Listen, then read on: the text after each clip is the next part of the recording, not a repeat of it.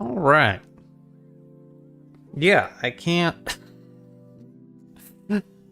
I do this one day a week, and it's the same time every week, Wednesday at 11. But for some reason, I decided to make a post on YouTube yesterday and say, hey, I'll be streaming at my, quote, normal time, 11:30. Oh, I don't, it's so hard doing this. I don't know why. It's a simple thing. Ollie says, gonna have this in the background, but can't talk. Well, hope you enjoy. Let's see, are you, well, you just said you can't talk. I was gonna ask if you're in school, but yes, you can talk. I'll just keep talking about how dumb I am, apparently. Professional streamer, YouTuber. Can't get his own schedule right. Alright, so I think, if I remember right, now, it's been 2 weeks because last week I double booked. Well, I say double booked. Something came up that I had to go do and take care of, and I don't even remember what it was now. And it almost happened this week too, but last minute we rescheduled, got things oriented right. Toot toot. So, I think the plan, we had found a good group. Like, our shops are working pretty good. Things were moving pretty smoothly, but we had opened the door for advanced stuff. Advanced metalworking, the robotics. Now, I know it's been a while since I played this, but I know the robotics were like the hardest thing because they require 2 extra stations. I might not even have them yet. A robot testing station.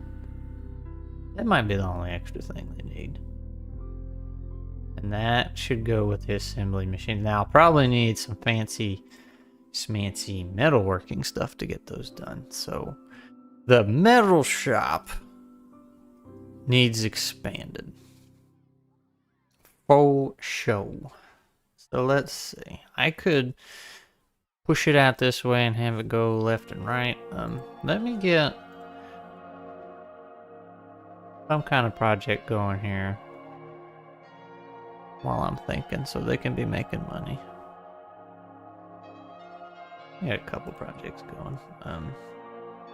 Not those apparently.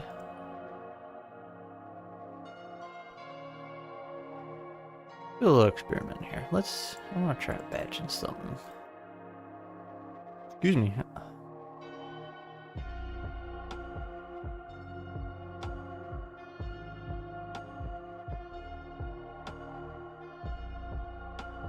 Fancy stuff. Okay, so straight cut, straight cut, straight cut. Those all go right there. Wood glue, wood glue. Assembly. Why wasn't that one table on there? Hang on.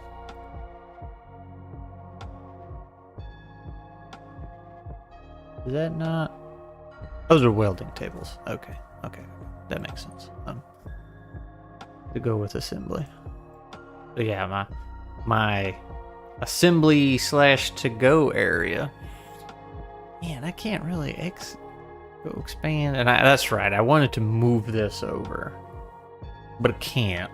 I have to like build one then delete it. It's kind of weird. So, yeah. Here we go. We do have machinery for that. Let's make 12, but where's the batch button?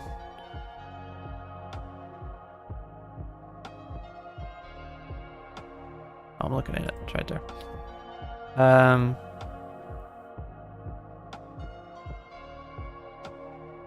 I thought you set them at, like, hey, I want to make 3 at a time or something.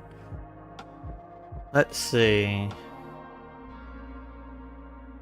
Planning mode. Logistics. Batching. Batching can be used to ensure that large projects won't get stuck for too long on a single workstation. All operations will be split and scheduled so that there are always enough parts produced to finalize 5. Oh, okay. You don't get to pick.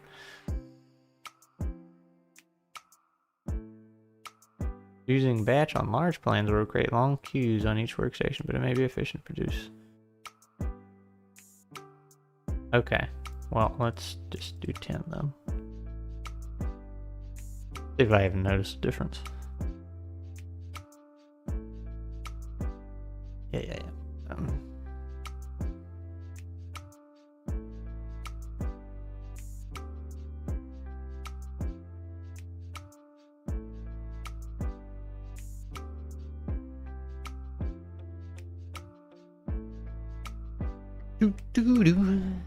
Clear on. So I've gone through this game a couple times. It's been a long time, but like I never used the batch feature. Don't know if it's actually worth it. Anyway, really wish. Yeah, one must always be available. I'd like build one then delete that one immediately. I just want to shift it over. That's all I want to do, so I can expando this big to-go area, because I got assembly stations, welding stations, which is just another form of assembly, and then the robot testing, which needs to go with assembly because it's, you know, that step. You put it together, then you test it. That way they don't have to haul it across the whole factory. Let's see here. Let's look at our research. Oh, we don't have any points. Metal production, unlock metalworking machines. Okay, so we might actually need that. I don't know. Can we like poke our head here at a project? Assembly.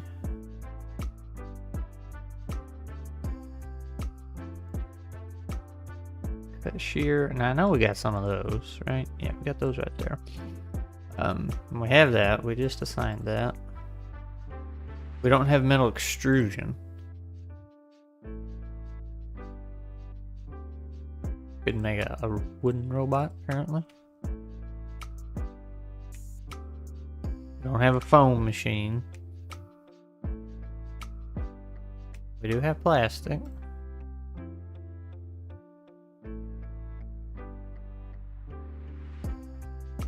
Ooh, we don't have a stamper either. Isn't that what that is? That's what that looks like. Yep. Okay. So foam, stamping, and possibly extrusion. That'd be nice if we could avoid that. And a lathe. That's my... Oh, there's a foam. That can go over here in this little weird area. What was the other one? It was a stamper. We don't have that. There's an extruder. No stamper though. Oh no, there it is. There's a form press. Same thing.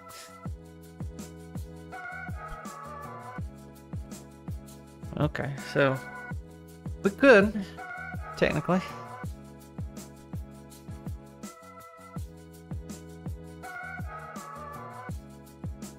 What is this music?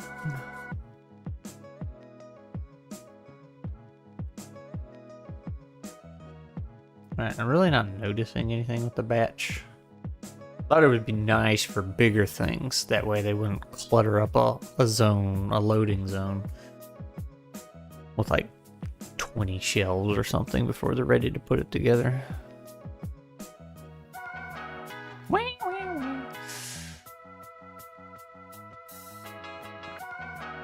I think we can like skip a little bit of this track.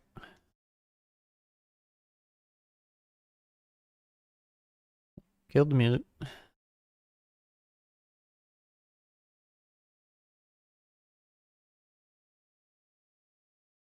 Dang, I really did kill the music. What happened?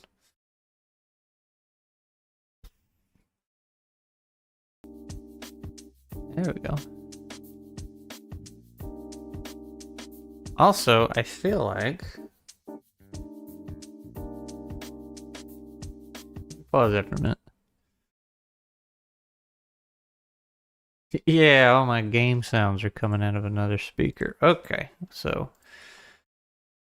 Let's, let me restart this here. I made an oopsie.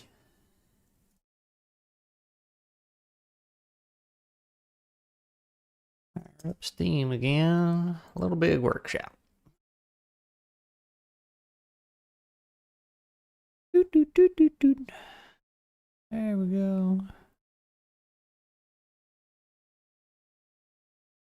Oh, you also know what the problem is here? There we go. Y'all didn't have the double cat cam going on.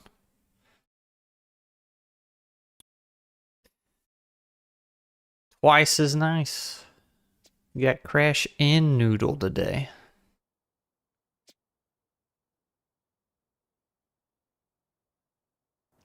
Alright, here we go again. Music back on. We're building some stuff.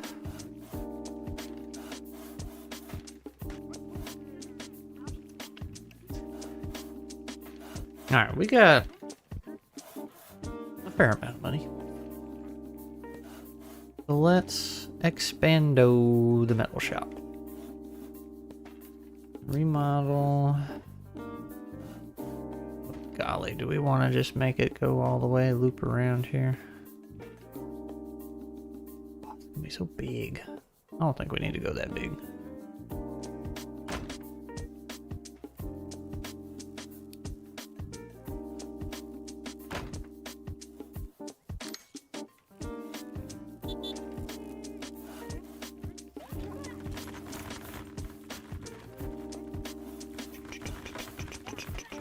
Now I hear it coming out of my headphones. Oh, that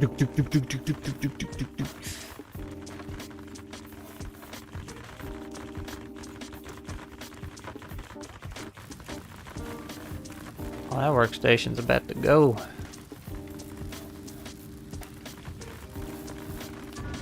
Oh, it goed.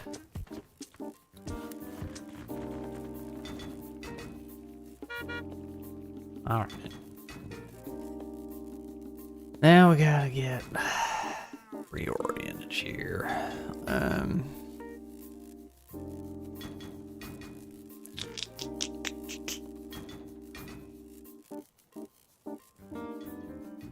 First time I rotated the camera this entire save. Let's put you down here for now.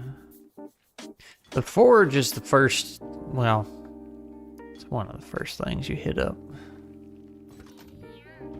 Kind of like the shelves. That hits all those, which is pretty much everything in the room. So...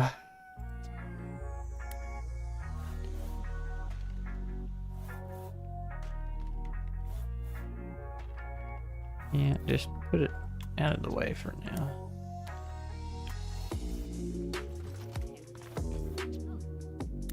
I'm not a fan of this music. It started off okay. We gotta find something else. That relaxing PlayStation 1 music.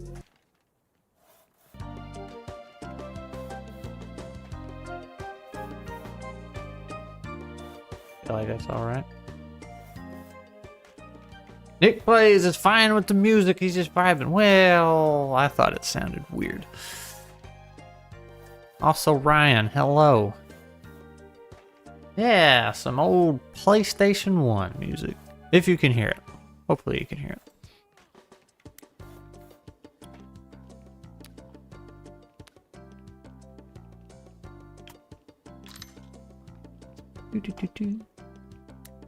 Alright.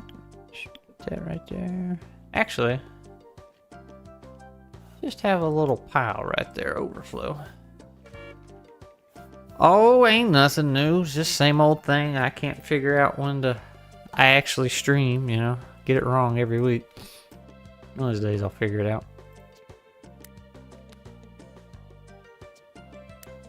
We're gonna put that right there. Oh yeah, I could have just left that there and scooted that one. Big brain.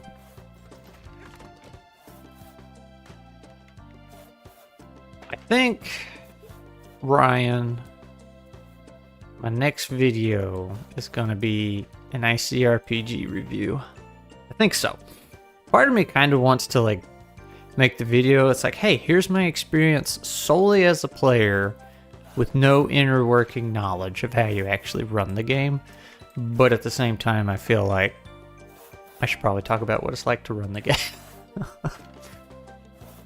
So,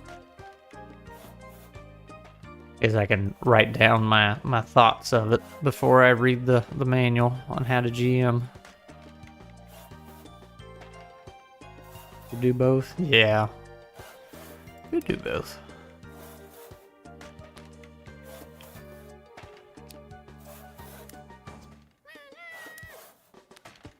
Alright, let's get organized. Organize / spend money. Oh, Jess.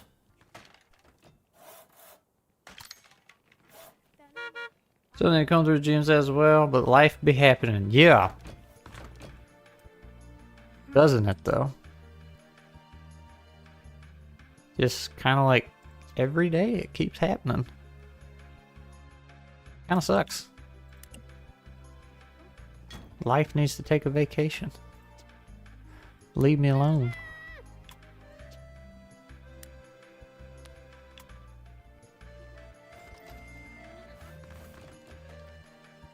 What is this? This is just a metalworking general thing. Okay.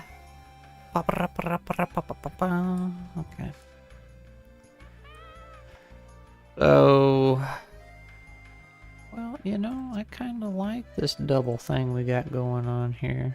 It's kind of neat. I'm gonna leave that there.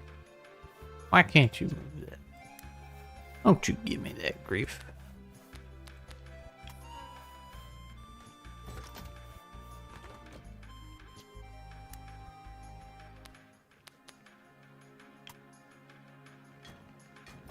There you go. Oh, that's kind of sticking out. Okay, I don't like that.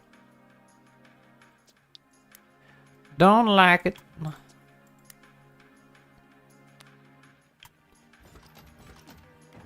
Little doozers are gonna get mad at me.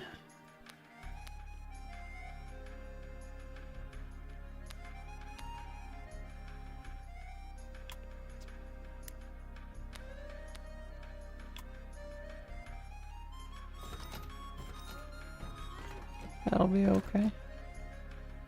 It's a little tight right there, but we can also get that out the way. Oops. You did not.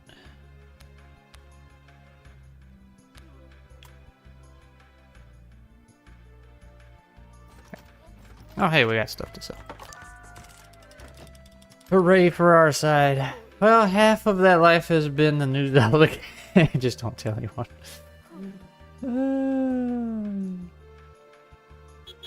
Okay, boop.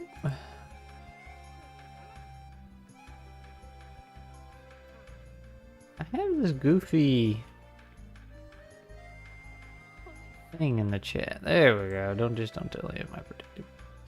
Yeah, I want the new Zelda, but I need to finish the first one. I'm at the end. I'm right there at Ganon, so just need to do it. The only thing that's like the reason I don't play more of the first one, despite really liking it, it's just that durability system, man. It really saps the fun out of it for me.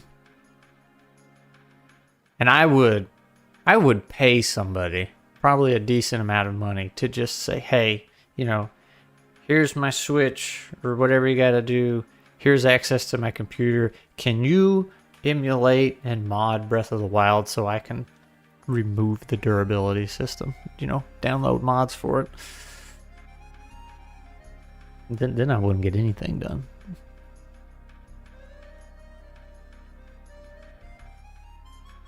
Alright, you guys need something else to do while I continue to expand. We're gonna do two things at once here. Maybe we build a table. Ooh, no, people don't want the table.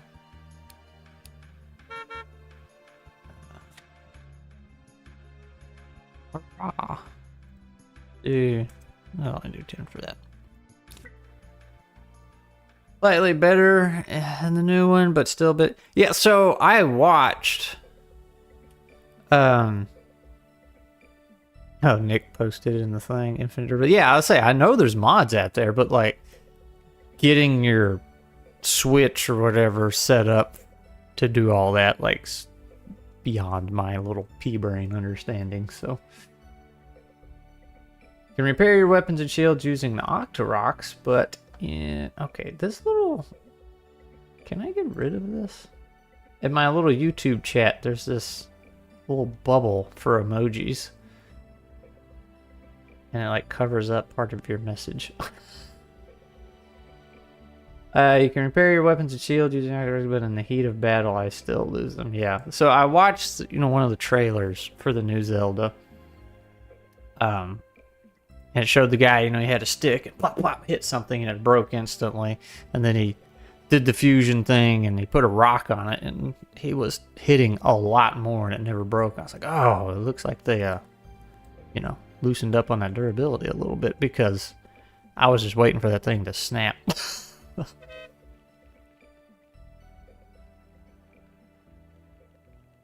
It's good that you can repair them, though. That's better.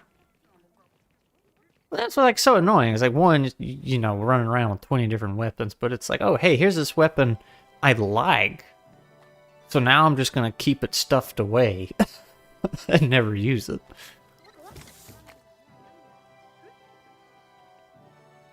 Ollie says, I'm back.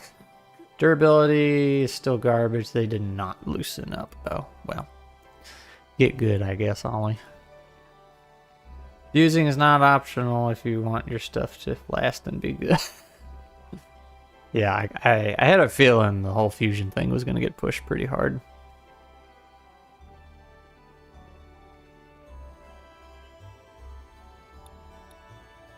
Alright. Man, I wouldn't mind a milling machine. I wouldn't mind one of those in real life.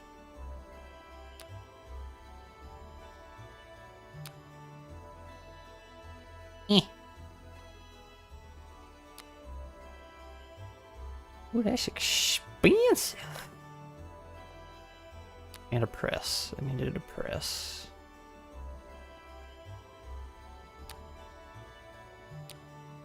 Woo! I spent all the money. Oh, I'm also gonna need two of those.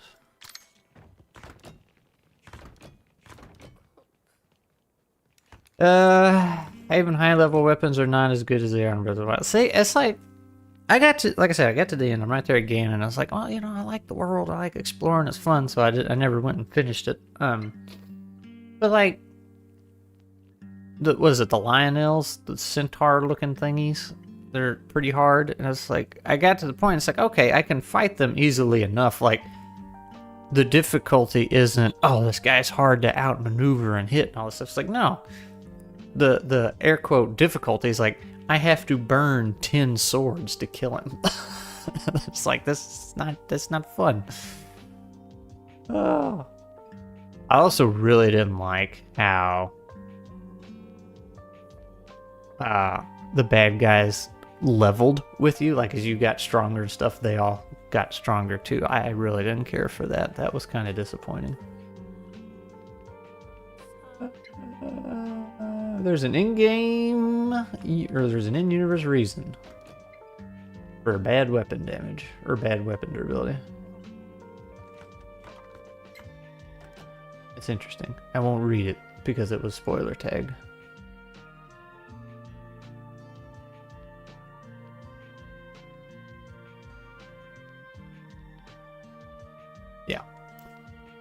was pretty frustrating. And it's one of those things that's like, it just feels like it slows down your experience. It keeps you from experiencing the game. It's like, all right, I'm going to go out and explore and do things. Weapon breaks. It's like, okay, I'm not going to do things.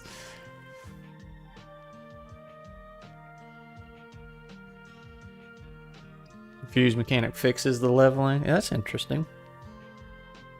And cool. Yeah, and something... The experience I had, I'm not going to say this is definitely how the game works, but the experience I had playing Breath of the Wild, whenever I took damage, it was either like 1/4 of a heart or a whole row of hearts. I never came across a bad guy that did like 2 or 3 hearts of damage or anything. It was either next to nothing or half my health. It was very weird. Even your stick gets better. Scale with the horns from your kills. And nice. Like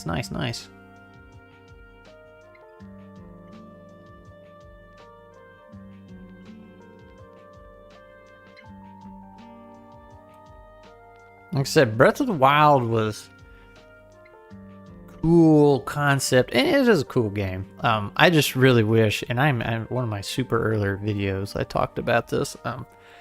I just really wish they would have made the full plunge into a brand new IP instead of just riding the Zelda coattails. It's like, no, this is very far from a Zelda game.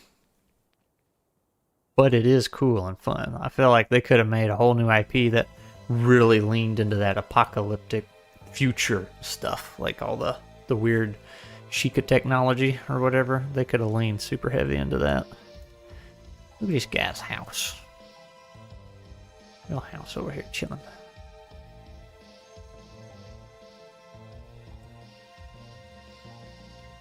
Alright, let's see. Link you to that and that. Link you to that and that. Link you to those guys. Some shells over here really wouldn't hurt, would it? Oh, what's that room looking like? Ooh, it needs some attention. Really badly. Nobody's gonna want to work in there.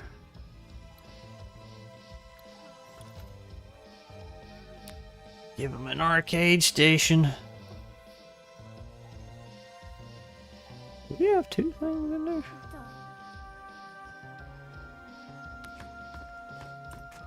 And a gumball machine. Yeah, they're gonna be living it up. Look at that. Right, and we can still get some shells. Can I squeeze 2? Oh, squeeze 2. Alright, it's getting a little tight in there. Won't lie.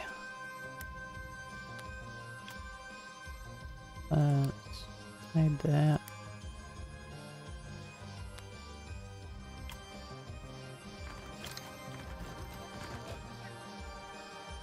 Then we need a zone. Just a generic zone. And did you upgrade your arm? Yeah. I did that. That was another thing. Like I wanted. I was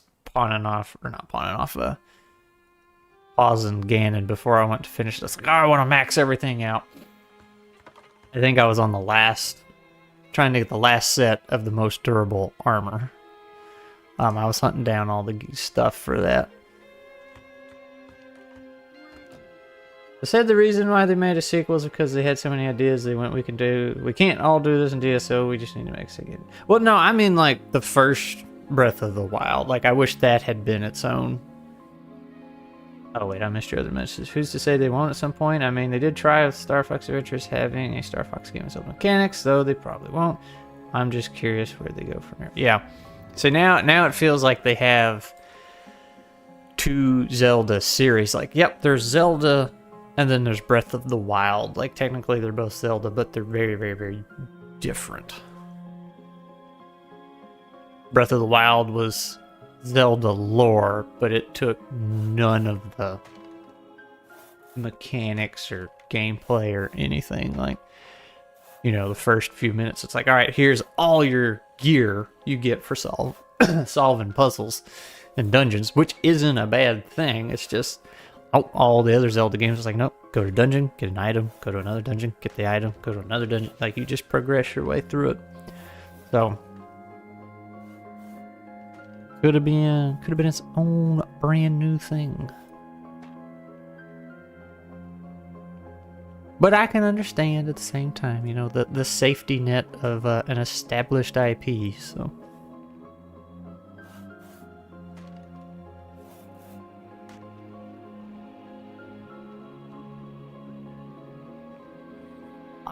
I am kind of surprised how, I guess we'll say, well received the durability system was. I'm surprised.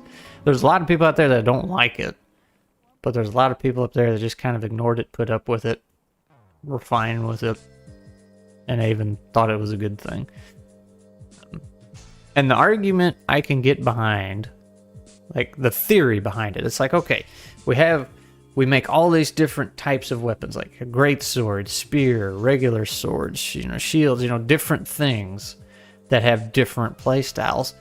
With the durability system, you're often forced to try a different weapon. It's like, okay, I understand that. It's like, I can get behind that theory, but the implementation was not good.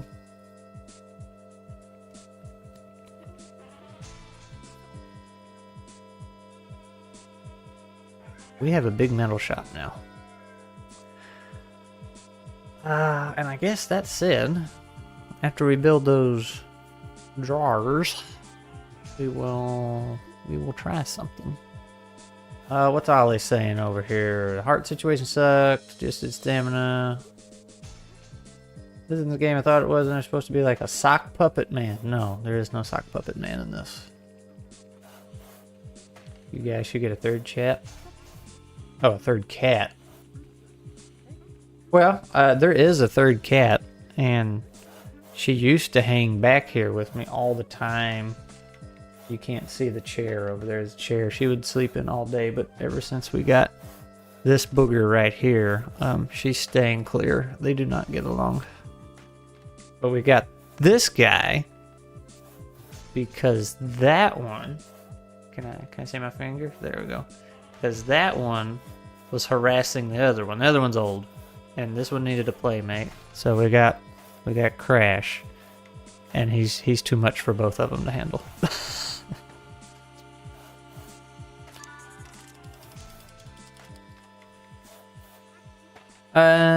This reminds me of Resident Evil 6. I really like Resident Evil, but it's a different beast than other. Well, let's see what it is. This is... Oh, it just switched. Rival Schools is what it was. Looks like some fighting game. Oh. Yeah, was Resident Evil 6... Was that the super arcade style one? Like you're just constantly running and gunning and going? I feel like I played that one. It was co-op. The only reason I played it is we were one to... And I was very shocked and confused when I saw it, because my only Resident Evil experience was when I was little, watching my brother play the Resident Evil 1 remake on GameCube, or remaster, or whatever. And then he got Resident Evil 2 on PlayStation or something. Yeah, it was very different than that. If it's the one I'm thinking of.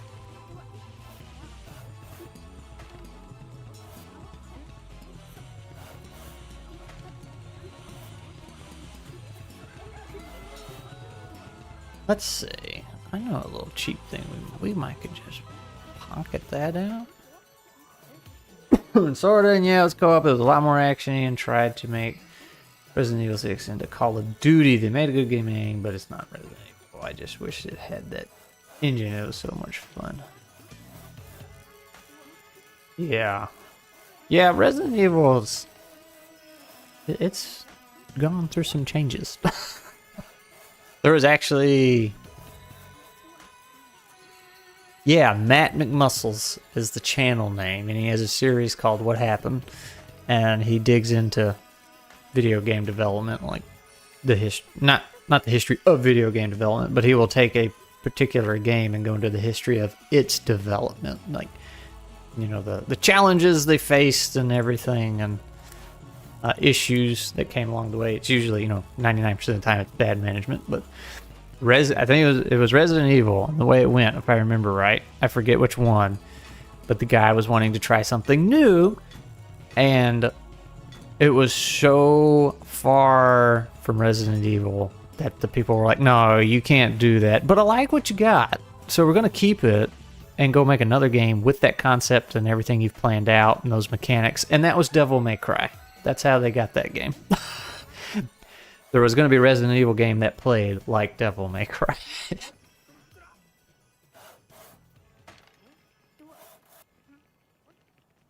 Right, you don't ever scrap your ideas. You just put them on the shelf for later.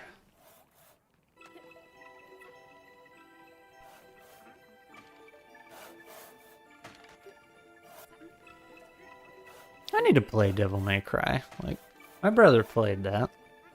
He seemed to enjoy it. They made a bunch of them. I hear good things.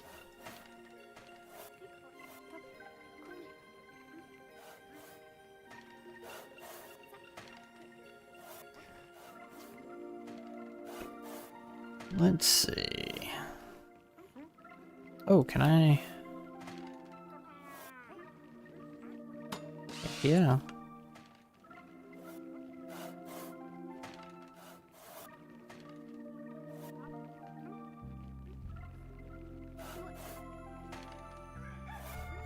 You get a fourth cat. No. I've had too many animals in my lifetime. 3's enough. I used to be attached to a certain woman who was a bit of an animal hoarder, and not doing that again. Because when she left me with all the animals, and like, that was not cool. Way too many.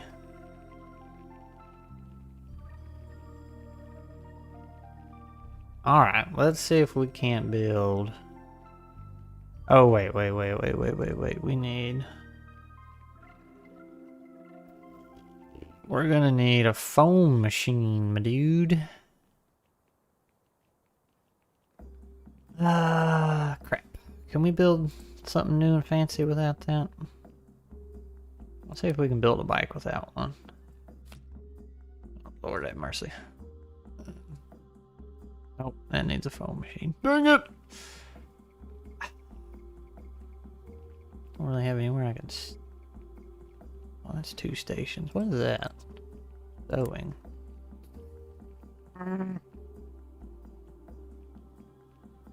Alright, hang on. We might be able to squeeze these in here. Foamy. Yeah. Easy peasy. And one of these goofy things. And we're still good in there. Okay. And I guess I could liven it up a little bit. Make them a little more happy with a gumball machine they can't access. Hot diddly ding. Alright.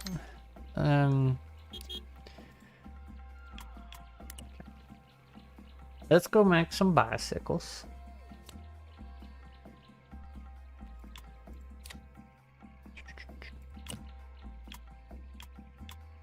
Da da da da. Doo doo. Oh, we gotta do a little sewing. Okay.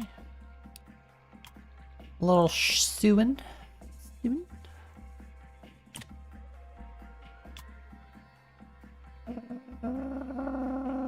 Well, let's do this. We can use our snazzy new metal extruders.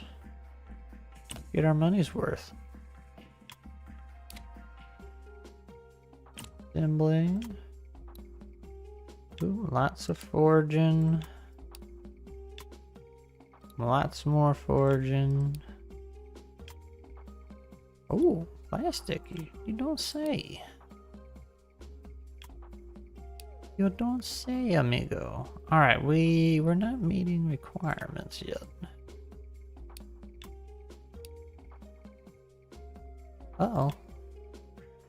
What do we need? More strength and utility. Dang.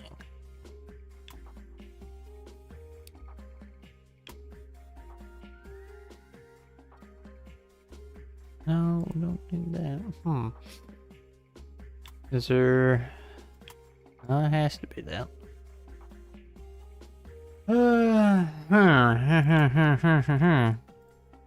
Are we not gonna be able to do this? Or are we gonna have to... We're gonna go broke trying to get the proper material.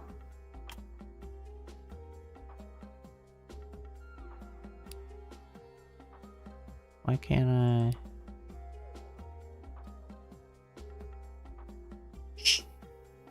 Yucks, man. What gives me utility?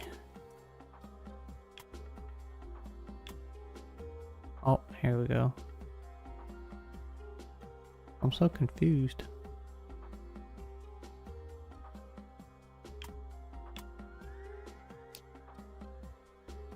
Well, that's 5. That's the one I picked, right?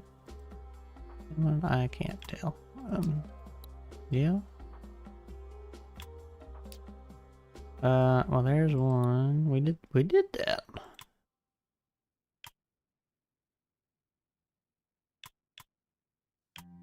Why won't you let me go back?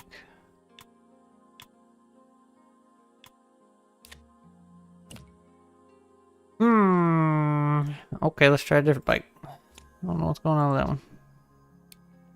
Or a snowbob. Make a snowbob? We can make a little car. Just make a car. That's easier than making a bicycle, right? 4, 5, 3, 5. Well, that's just better. 9 and 7.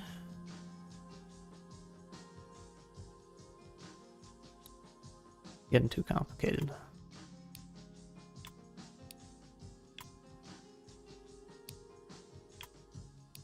There we go. Spend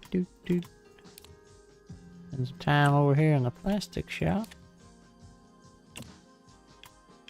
Assemble it. Now see, this is the problem. Things like this, they get too big and they take up too much floor space.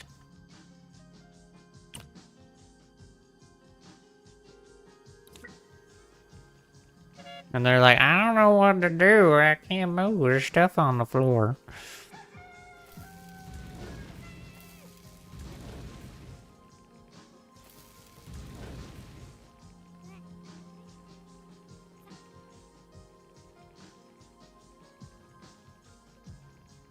I'm no good on my own.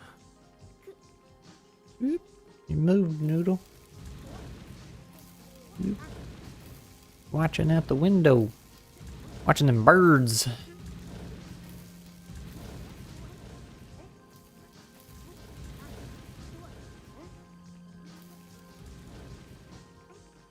So, let's see. We still only have 1 point. Deliver more than 50 advanced products. 10 specialists. Max rep with 1 client. Alright, we got some things we can do. Oh, we can make those for you, Bubba Louie. Easy peasy. So easy, so peasy.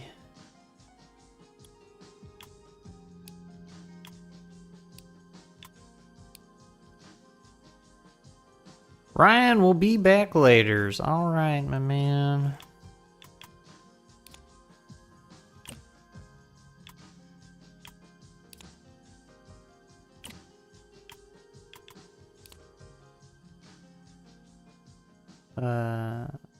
Yes.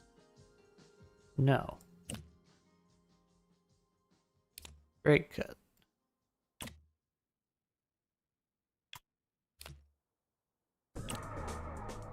Despite it being June, I need those cut straight.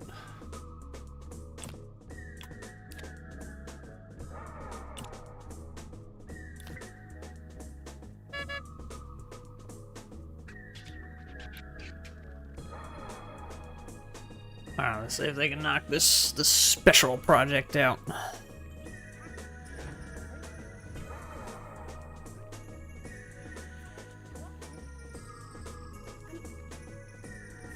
Let's see, Nick. You said you had COVID. How's that going? Did it knock you out super bad, or you one of the fortunate ones that's just like, yeah, I got it, so you know I gotta stay inside for a while, feel fine.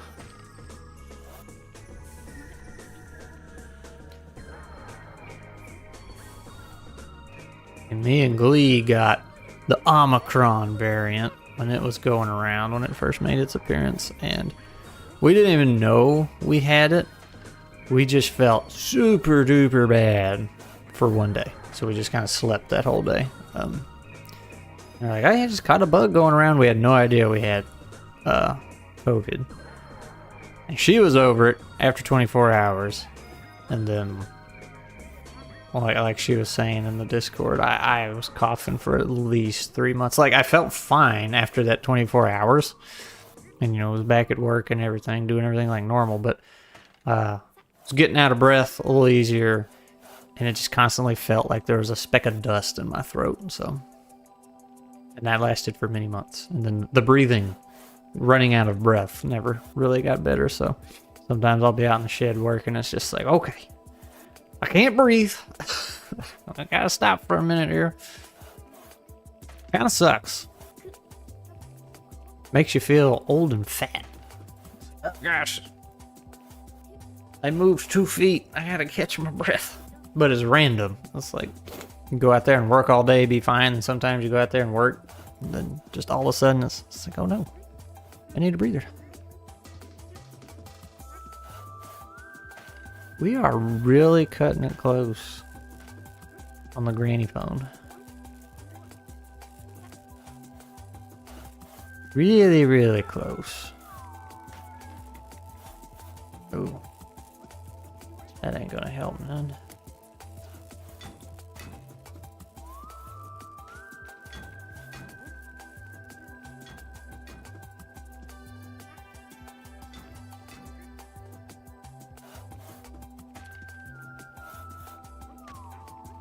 Uh-oh. We're in the red. And close to the end of the deadline. That is no bueno. Need to step it up, my dudes. There we go. I'm catching up. Little repairs slowed us down. Double cat, what's up, Glee? Yeah, we got double cats going on today. Oh man, I don't think we're gonna make this. What'd y'all stop for? You dummies. You had it. You had it in the bag, man. Yeah, y'all blew it. You just decided to stop. You idiots.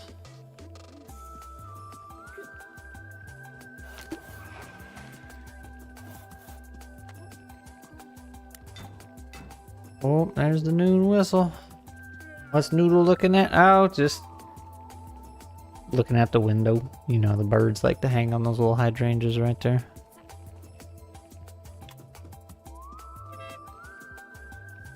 She was snoozing, and then they came to pay her a visit.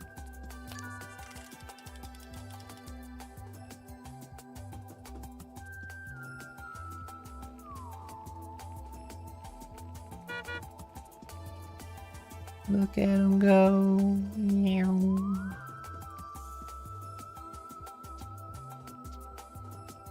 Alright, let's see if we can do this one. Create plan. We made all the stuff, so that's good. Assembly. That is a lot of assembly. A little scarifying.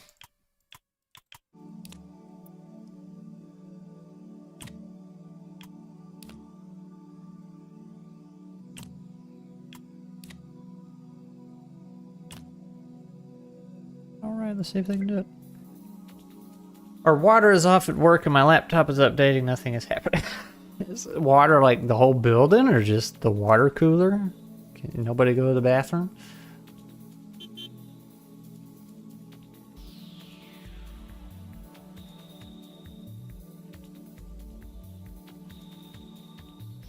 Well, I say she's looking at the birds, but like, I don't really see any out there. Couple bugs on the window.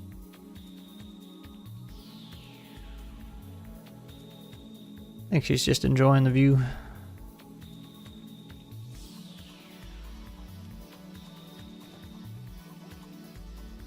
One of the residents in the attached apartments is getting new water heater. Ooh.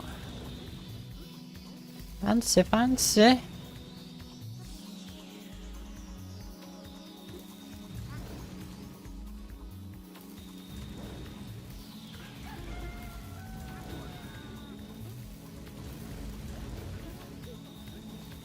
So fancy.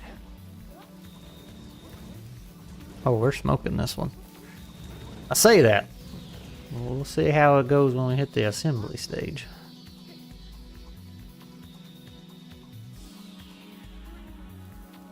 So far, we are killing it.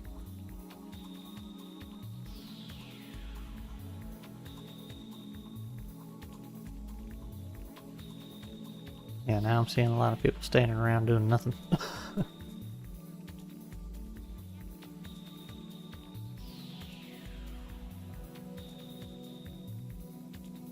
There they go. Assembly is just so slow. And they got 4 tables in there. Ooh.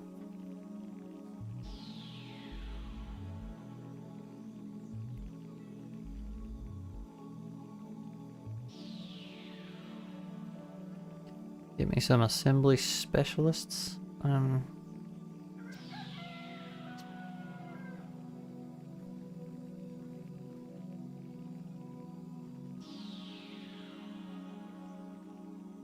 Oh, I think that's in the regular tree, isn't it? Yep. One more point, not good. Specialists are much more efficient. But they can use the fancy table. Alright, that job is a done deal. Oh, we can try this one again.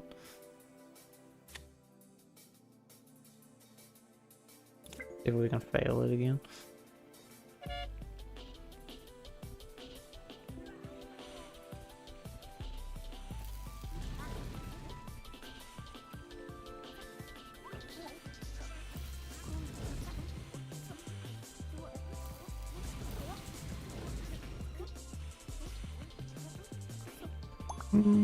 I see they got to that last bike and just kind of stopped.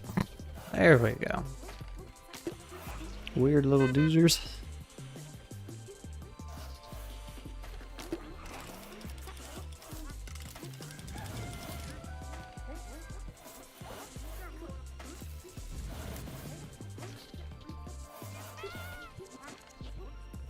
Oh, we could do that one too. Wait till this one's finished.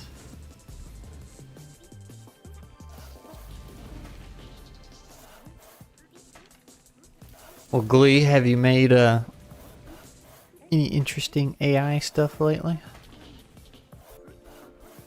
Any robotic squirrels? Mechanical krakens?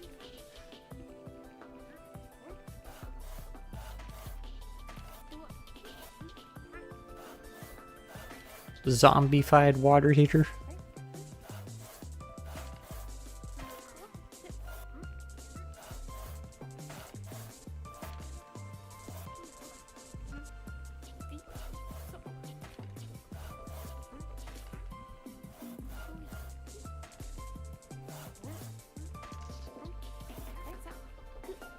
Oh, somebody's sending me memes.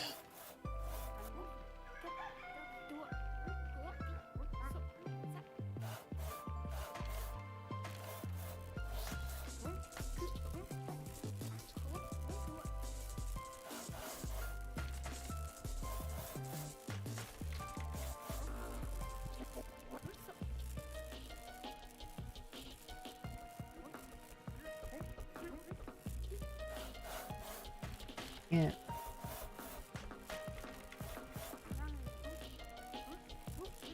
Tiny print. Tiny print. Fine and tiny. Finey. BRB.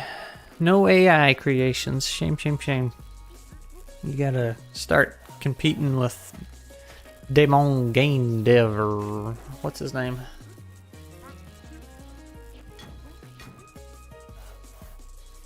You're gonna have your AI art battles.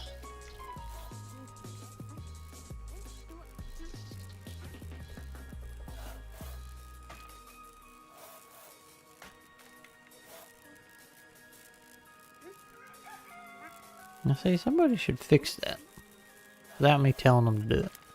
Technician right there. Before it catches on fire. Ooh. Okay, he went to deliver. Okay, let's see if we can do this one.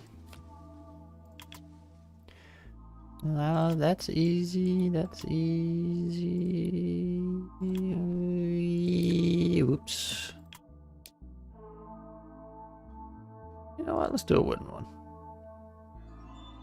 That way we're working a bunch of different machines. Everybody can do things.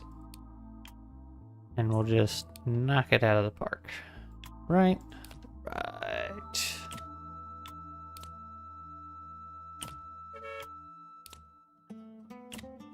Right. Right. Lathe action. Wait. That was the wrong machine. Table saw action. Of course, it's gonna be a little late getting here because they're loading up.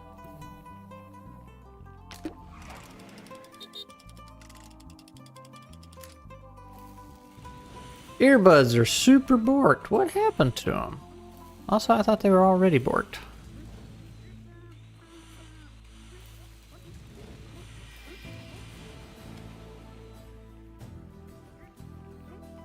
Thought they had been borked since your last job.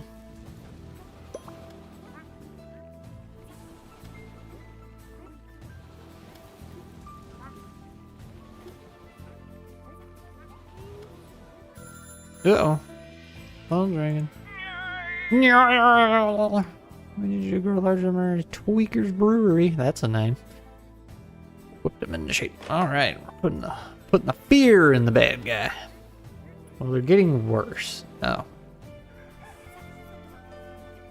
We're going from Bork to Fubar.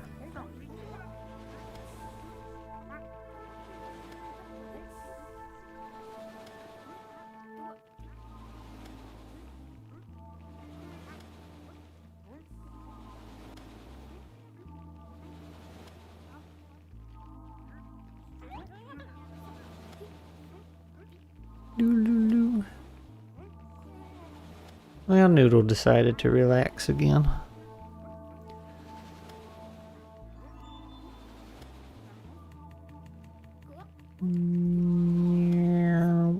There we go.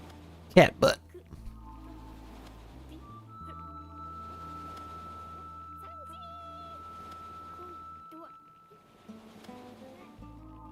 Big old cat booty. So, Glee, do you have a... Did they ever give you a holiday schedule? Because you're off this coming Monday, so...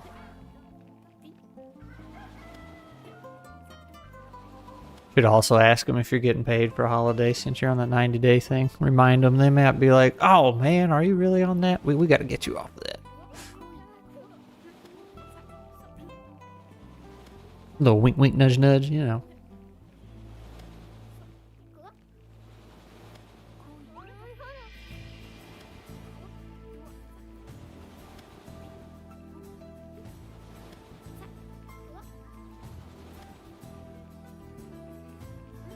83%. What? How do we go from 87 to 85? How'd that work?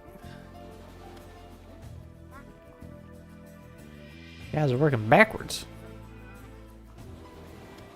You did it again. You went from 91 to 89. How y'all manage this?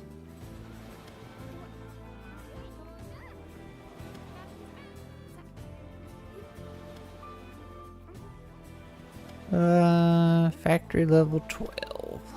Don't know what that means. I know we get research points when we level up.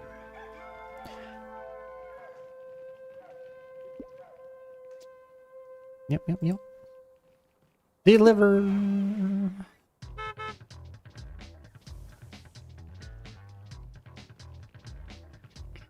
Alright, let's try some advanced stuff. Or, well, we could keep doing these. It gives us good points.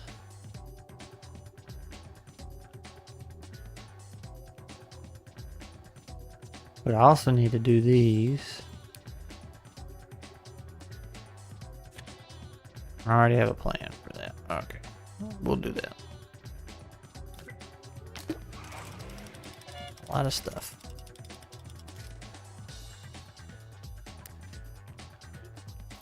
Oh, I don't think we're gonna get to robots today. That was originally the plan, but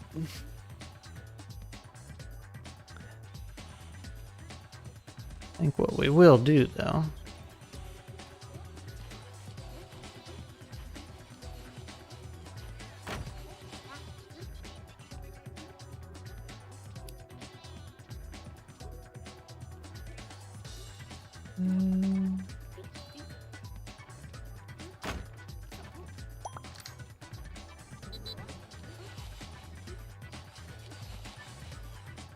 they're cruising along on those little mechs. Not bad. Wish you could, like, color the floors. Sort my rooms a little better.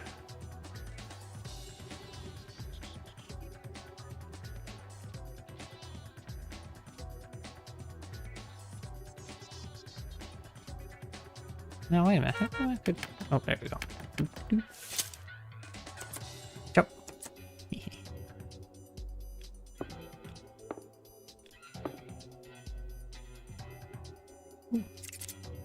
Dangerous.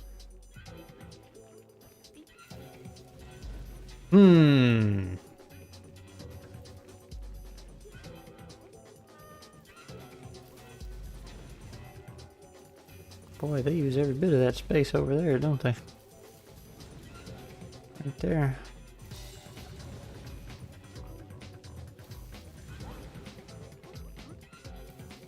Okay, so what I was going to do... robot testing station.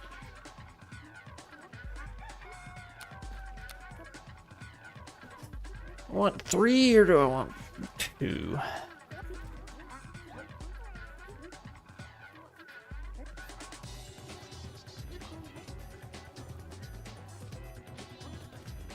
I'll say 3. Because that's a lot of money.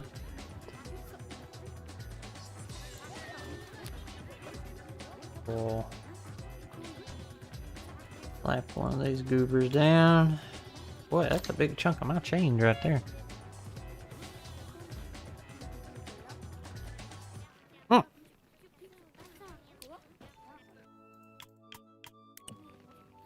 Going to lunch, then working on storage. You're gonna get buff if you keep moving boxes around.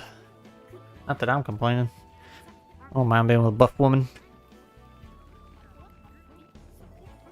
Why? Oh, Noodles. Noodles out. Down to sleep. You can see her twitching. Dreaming. Then there's Crash. He's always out.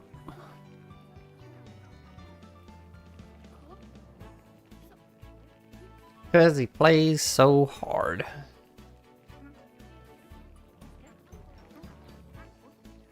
You can't really see it, but he's upside down.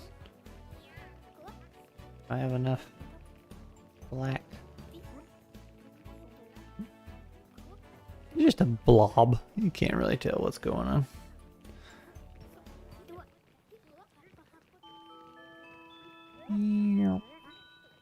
Just a blob.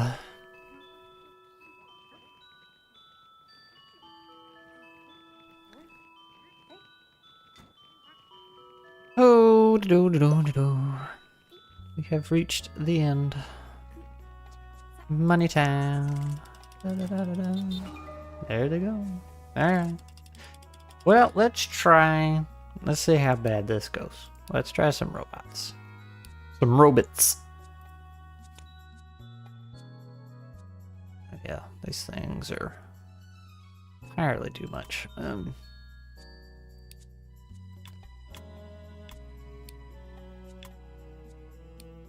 Entirely too big. We need green. All the green points. Ooh, that's a lot of green. There we go.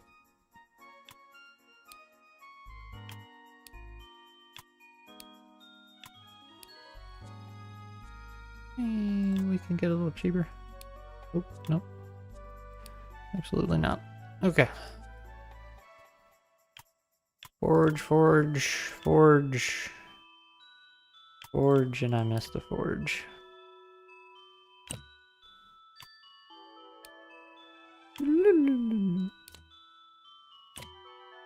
I know this track, but I can't think of where it's from. I will assume an old RPG.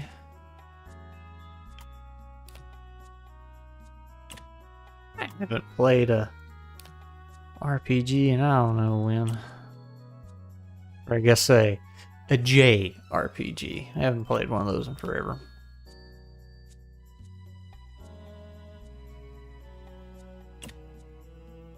I don't know if I still could. Like, the grind might do me in. I know I've tried a few monster collectors, which are technically JRPGs, right? And I get that point. It's like, okay, I need to level up my guys. I really don't want to do this.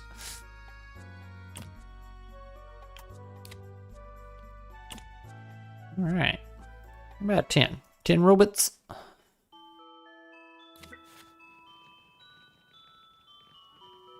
Running low on funds. Well, we're not low on funds.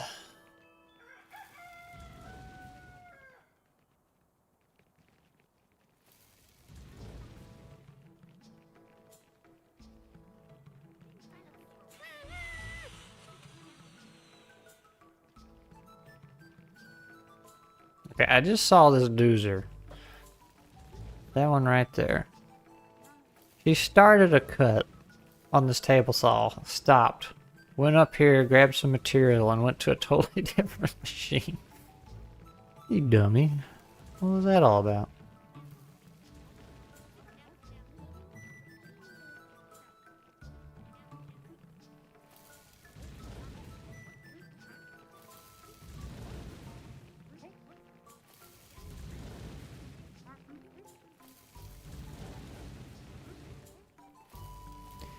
You big dummy.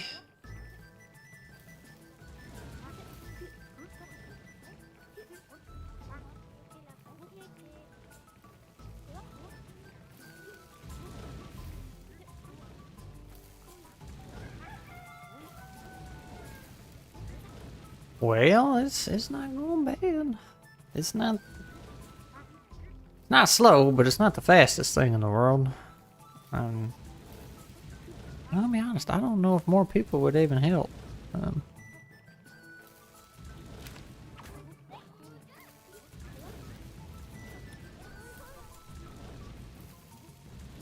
think I'm in max capacity too. Oh, well, hey, we got some research points. What do we want? We want assembly specialists. There go my points. Liam Davis. Oh, we could make you one of those. Alright. Let's get probably a couple of those. Oh man, y'all are gonna get expensive now. Free.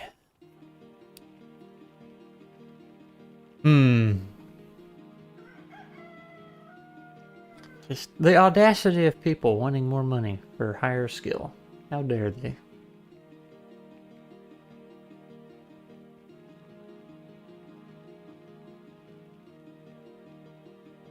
Alright, nobody's doing anything. There they go.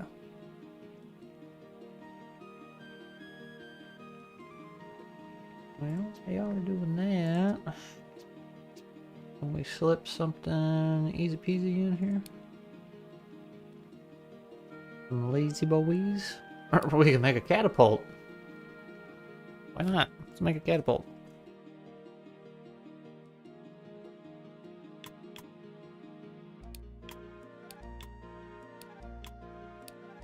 Give the wood shop something to do.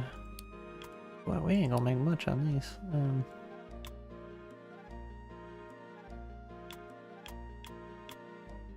Doot.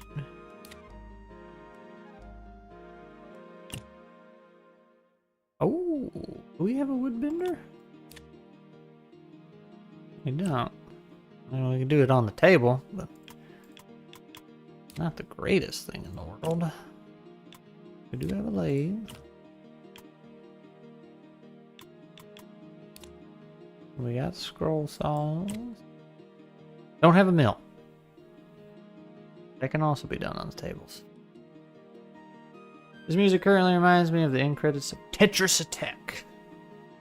We're not building a catapult. It is Seikuden 2.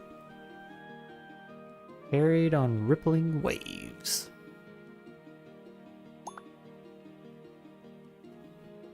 I probably pronounced that wrong.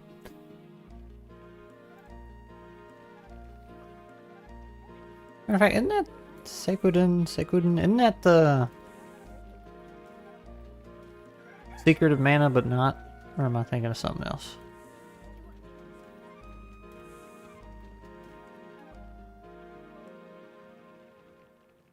Secret of Mana was such a good game. Why don't they make games like that anymore?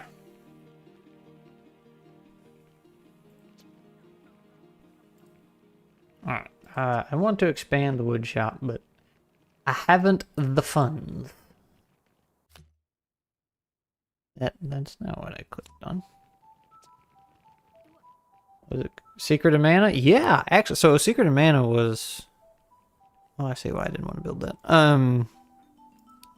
Super Nintendo. Way back there. And it was top down. And it was RPG in the sense like, you know, level up and stuff. But it was action RPG. Like you walked around, you saw the bad guys, and you didn't go to the separate screen when you got in a fight. You just fought them then and there. And that one...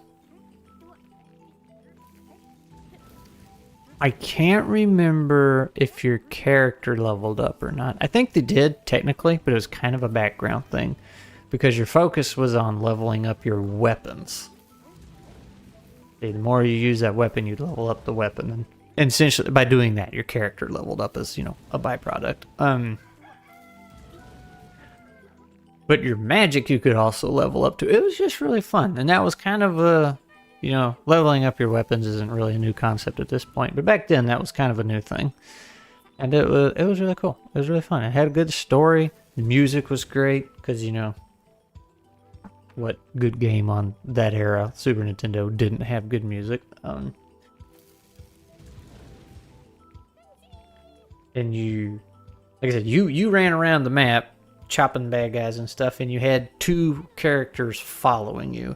And a second player could play either one of those. They could actually bounce between the two. You could just swap who you were controlling. But yeah, two people could play it. Which really wasn't marketed or advertised as far as I remember. And you don't get your second character till like, you know, a fair bit into the game. So it's not like you would pick it up with the intent to play co-op. This poor player 2 wouldn't have anything to do for a while. It was a lot of fun, though.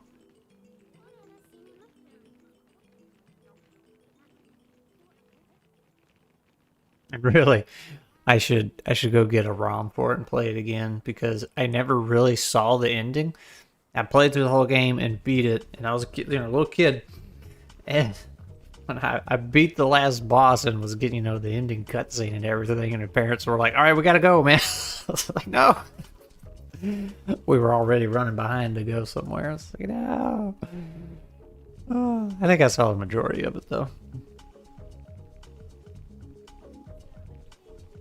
It was fun because the main character, the guy you played as, I mean, like I said, you could swap between who you actually controlled, but the main character, he used weapons. I mean, everybody used weapons, but he didn't have magic. And then the two goobers that followed you, they each had magic, but one was offensive and one was defensive. But the way the magic worked is you found these little sprites or whatever they were called, and like one was some fish whale thing, he was the water magic, right? So you just kind of would summon them and they would do something, and that's what you would level up. You'd level up, I don't think you leveled up each individual spell. I think you just leveled up that sprite or whatever they were called.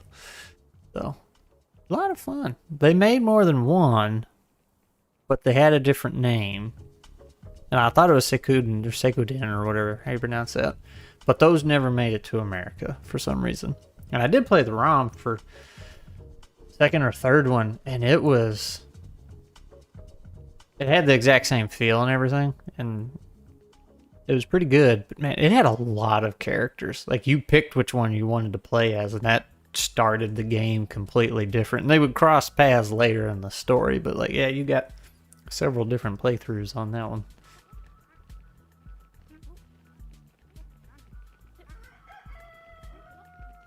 Fun stuff. Matter of fact, let's just... I'm gonna pause this.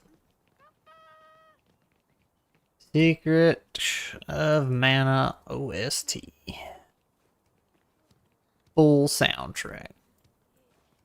Is it gonna start with the sad music? So yeah, I used to play that. Not much to it.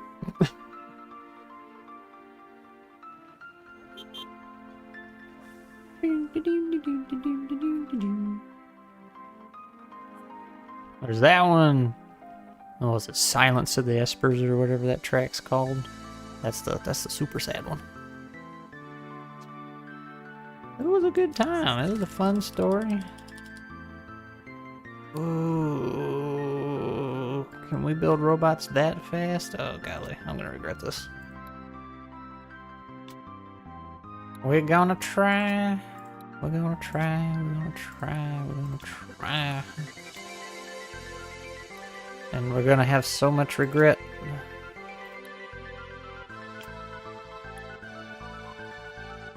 All of the regret.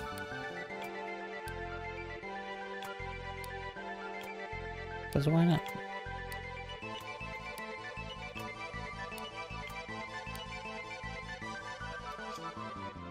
Oh boy.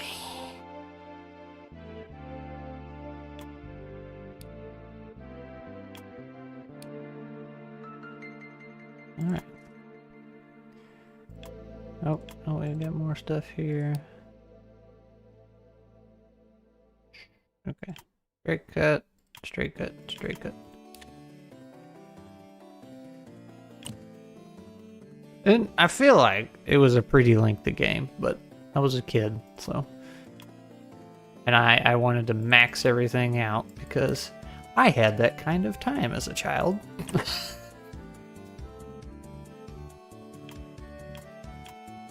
Oh, to be a kid again with no responsibilities.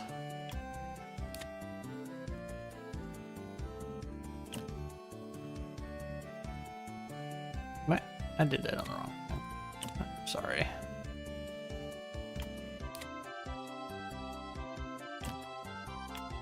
Here's... We all miss it. Yeah.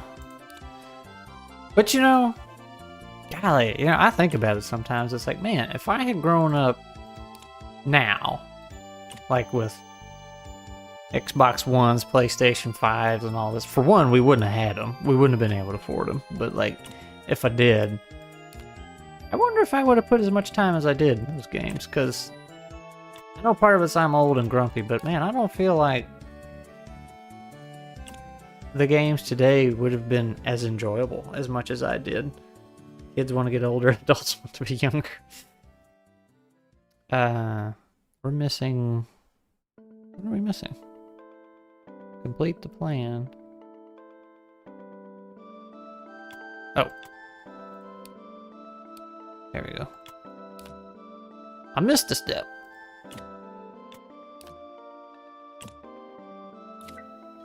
What was I saying? Yeah, they just don't seem like they're that enjoyable. I mean, they're fun, but like...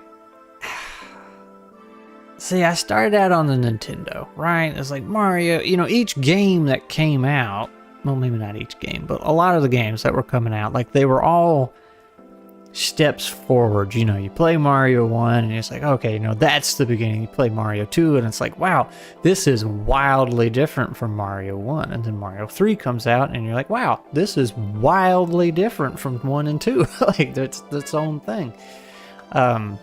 The Mega Man games, while not different, at least there was a different adventure each time. You know, it's like you kept the mechanics. It's like, all right, go fight 8 robot masters, run, jump, shoot, use their weakness, yada yada yada. It's like, but it was 8 new robots each time, 8 new levels, and they were getting a little more advanced each time. Everything was progressing with each game that came out, because, you know, people were figuring out how to make games. And then the Super Nintendo drops and it's like, whoa, this is totally cool, man. And then the N64 drops and it's like, whoa, 3D, hello. And then GameCube, and then it just kind of all went downhill. I like the GameCube, but like, that's kind of where everything started becoming the same. So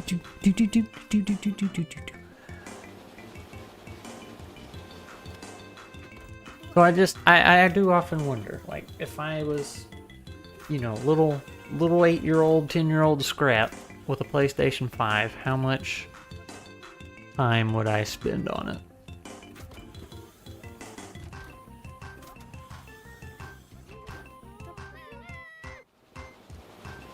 I feel like half the games we wouldn't have been allowed to play.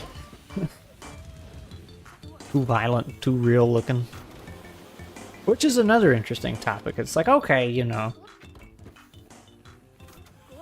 do hyper-realistic, terrific graphics actually hurt your market a little bit for parents that, you know, don't want their kids seeing a whole lot of violence? Like, they're fine with blowing up 8-bit pixel bugs and stuff, but, you know, when they're super realistic looking.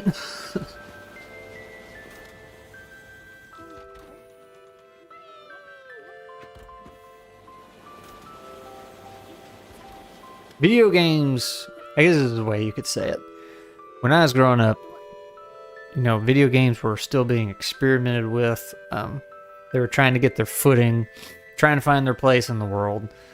You know, voice actors wouldn't touch them because they thought that was below them and all this other stuff. You know, there was a lot of hubbub there. And like, now, for the most part, video games are very, very safe. There's not much experimenting going on. Like, they know what works. They know what sells. Whether they take the not so morally upright approach, you know, and loot box and gamble addiction, everything. Or if they just say, you know, here's this run and gun formula that works. Here's a game. Like, it's safe. Nobody's really trying anything new. I know there are some people, but like, it's so saturated with what works. Market's very, very big. And then that's another thing. When I was little, the market was a lot smaller.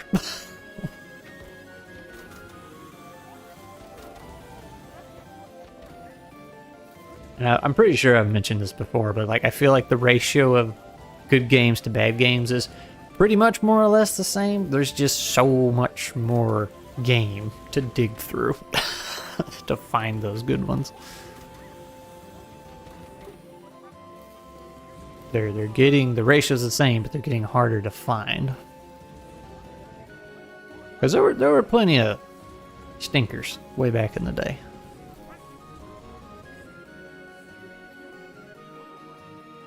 You just wonder how they made it out the door.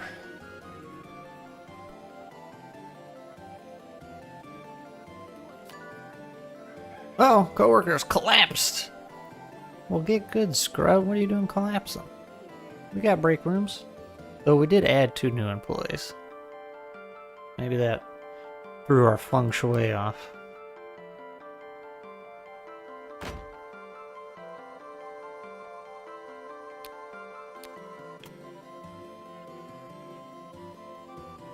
Oops.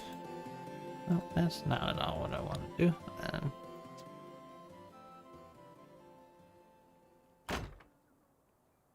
Door. Oh, golly, I miss this music so much.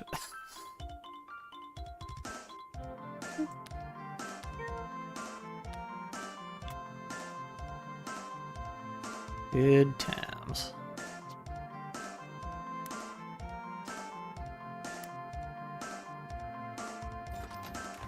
Part of it. Okay. And that's another thing too, and I was actually just thinking about this yesterday or day before, like actually no, it was this morning when I was doing some work. I had some video game music just playing in the background. And a Mario Kart 8 track. Now I don't remember any of the music from Mario Kart 8, but every time it comes up on a playlist I recognize it because every single track had like the same beat drum line thing to it, and it just a little tiresome. But what I was getting at is like the music, there's some music that's pretty memorable in modern games, but for the most part, what are you doing, dude?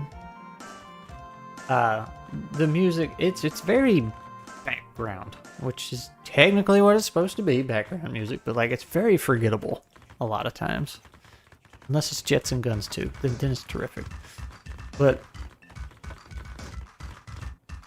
like all these tracks from Secret of Mana, man, you remember every single one of them.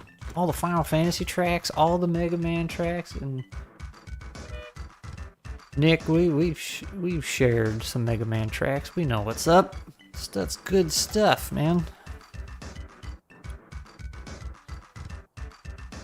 Break room.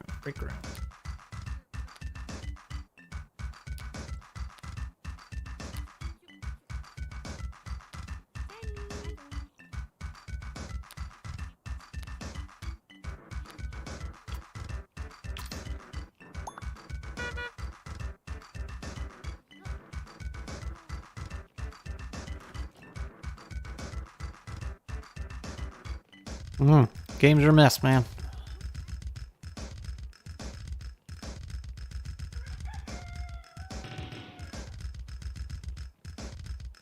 But I really want to play some VR games. I just don't have the headset. Of course, my computer probably, I don't know, it might be able to run some of them.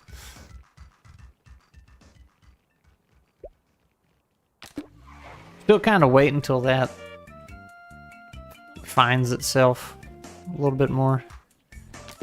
They optimize a bit more. You don't have to have a NASA machine to run it.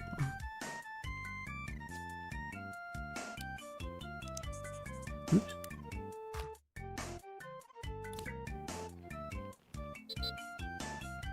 But man, it does look fun. Play some Skyrim in VR. No Man's Sky in VR looked like it'd be kind of fun for a little while. No Man's Sky won't run on my computer very well. Like I have other games that are way infinitely more demanding than No Man's Sky, but No Man's Sky just it stutters constantly. You could be running around and it'll hang for like half a second or less, but it kind of makes it unplayable for me. It gets a little nauseating when it does that frequently. And it's so weird because like it doesn't matter if I crank all the settings up to max everything, I get the exact same performance that I do if I lower everything all the way down to absolute minimum. So it's like, it's not a hardware thing. It's like, oh, you need more potent hardware. It's like, nope, this game just ain't made right.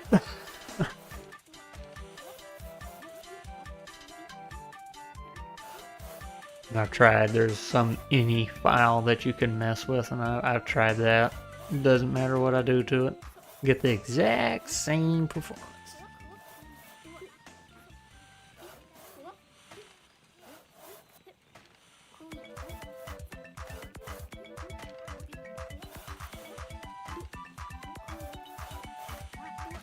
Music's matching the fast-moving little doozers.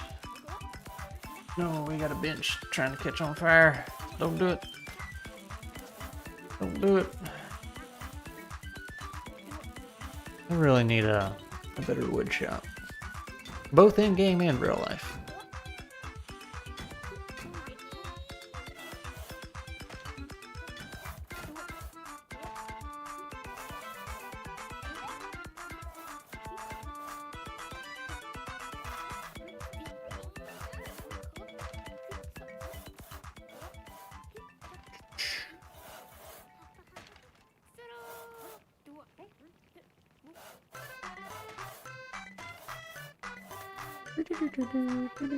Oh. Dead noodle over there. Her tongue's not sticking out this time.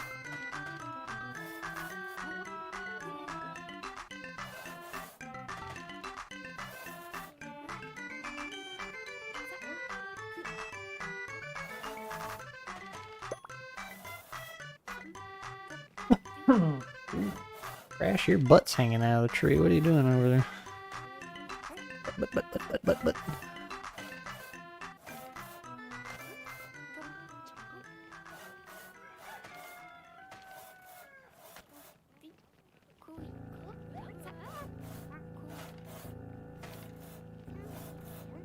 Well, it doesn't look like it's moving very fast, but it must be because we are super far ahead. Like, looks like we're about 50% ahead schedule there. I guess that's good. Oh, this table's about to blow up again.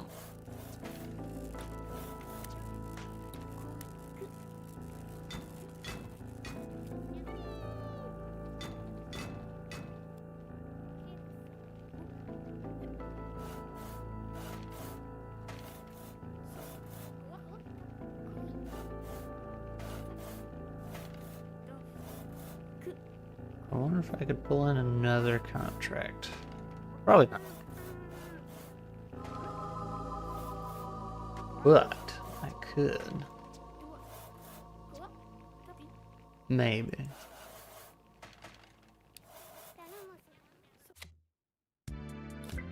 Some of those building in the background.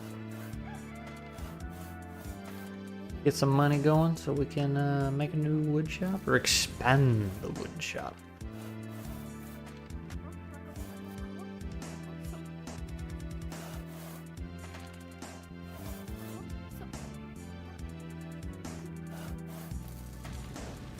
Uh-oh.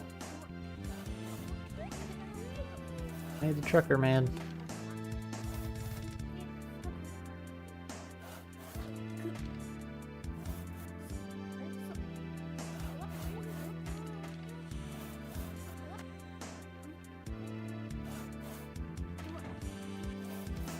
What am I doing over here? Did I schedule something wrong?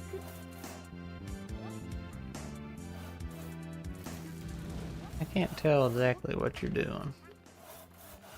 Oh, wood gluing. Okay.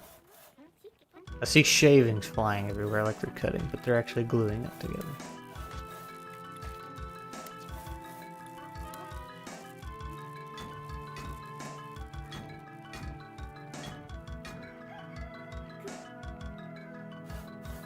Look at that. We almost got that done twice as fast as we needed to. That's good. That's good. Peak efficiency.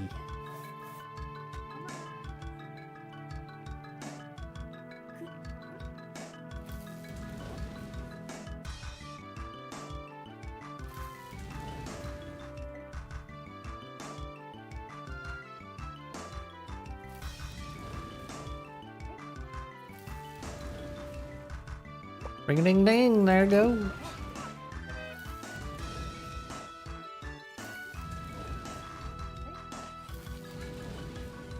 We're gonna build them little cat mechs.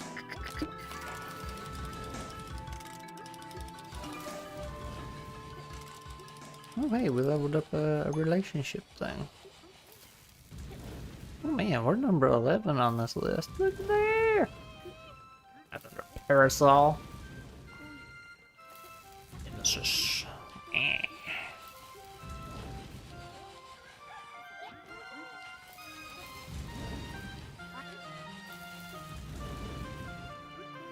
We'll get him, we'll get him.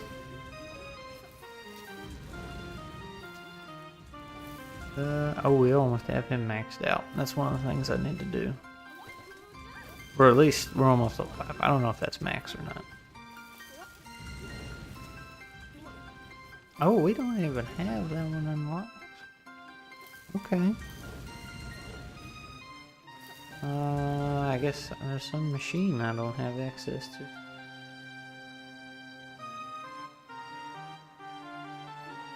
Who knew? Yeah.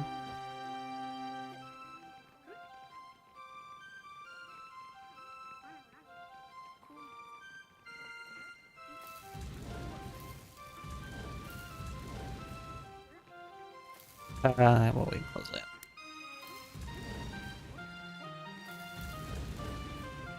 Oh, look at the doozers go. And I will clear out the cat mech and then maybe, yeah. I don't know. I feel like they're getting close to done there. What do we have under challenges? We got grills. Those things always give me trouble. I don't know why. Let's make some grills for Steve. Crazy Steve. We'll do it as metal-y as possible. Apparently not. A little bit of wood in there.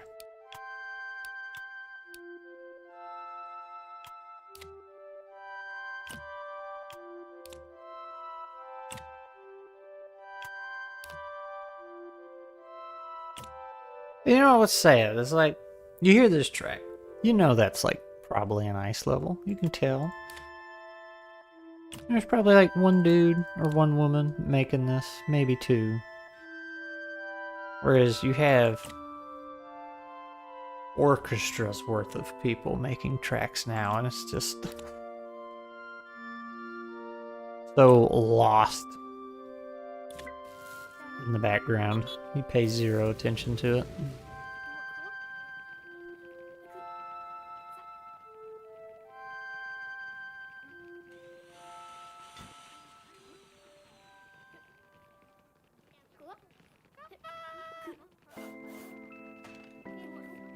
There's the sad one.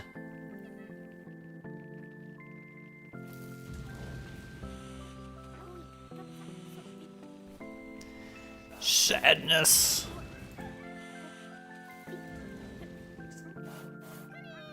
Spirit of the Night. I think that's what this one's called.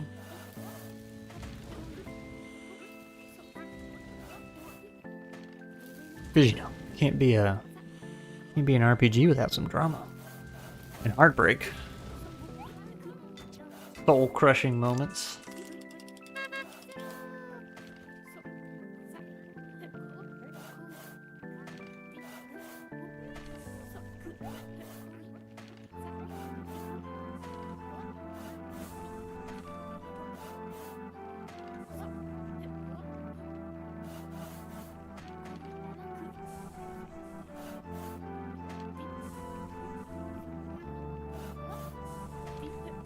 I forgot what I was going to say. I got distracted by the music.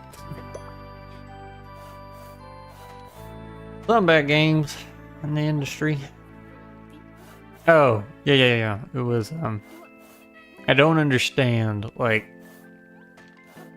you know, I understand that games are getting more and more complex, but at the same time, the tools are getting more and more sophisticated. And if my brother's in the chat, I guess he can rip me a new one and correct me here. But like, yes, things are getting more complicated.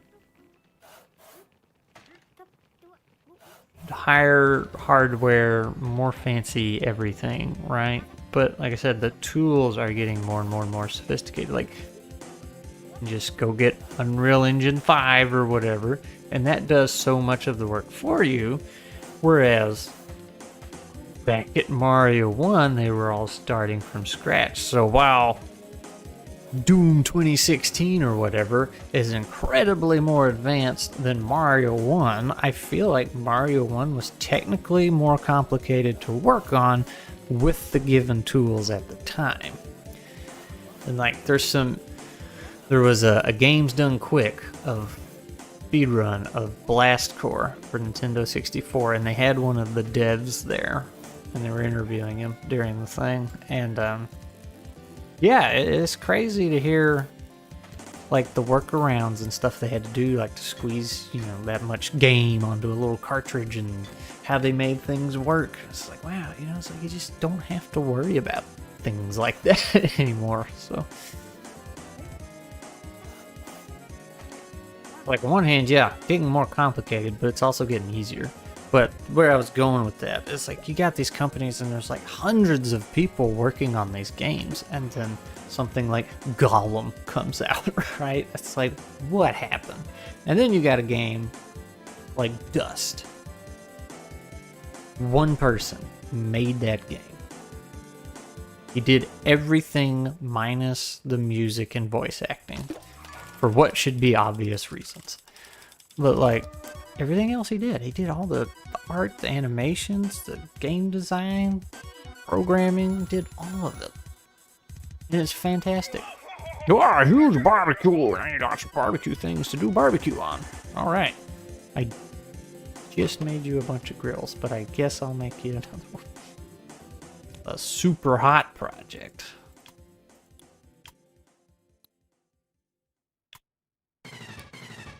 Oh, there's the boss music. I recognize that one. This is actually perfect timing, because we have a special super hot project coming in we gotta do. Mood music for the workers. Here we go. Believe. But yeah, like, one guy, he made that whole stinking thing. And it's fantastic. Like, the quality of it is through the roof. And I thought it was a great game. I thought it was fun. And then you got games like, dang it, I just totally brain farted. There's other games like that, like where there's just one or two people working on it. And they're just so much better than what these whole studios are working on. And then you got other small studios making things like Raft and Scrap Mechanic or whatever it's called that are just awful. And it's like, okay, you guys, small studio, I get it, but there's multiple of you, and this is what you're coming up with. Like, it's just gets no polish and sets in the same state forever. It's just, okay, you know, what do you all do all day long? And I've made the comment on Raft a few times. I'm like, this feels like a college project. Like, two guys, or whatever, two students got together and they had a project they had to do to get a grade. And that's what Raft feels like. So I decided to look up one day, do a little research on the company. And that's exactly what it is. It was these two guys' college project. They had to... Their project was to make a proof of concept for a game. And then, obviously, they got a good grade. But that was Raft. And they're like, okay, well, we're going to go sell it now. And it never Granted, it's 1.0, it's technically done and finished, but it still feels like a proof of concept game. And it's like, yeah, this is a really solid proof of concept. You got good ideas here, good plans. Now go make it. But they're like, nope, that's it. That's the game. It's just like, it's awful. And it was in development for friggin' 7-10 years or something. I don't know how long it was, but it was a while. And it's just like, it's the same as it was the first day it hit Steam. And it's just like, what did you guys do all day? And I think that was the thing I was reading about their studio. It's like, yeah, they work 6-hour days or something and have pool tables and ping pong at this place and all that. It's like, okay, yeah, y'all don't work.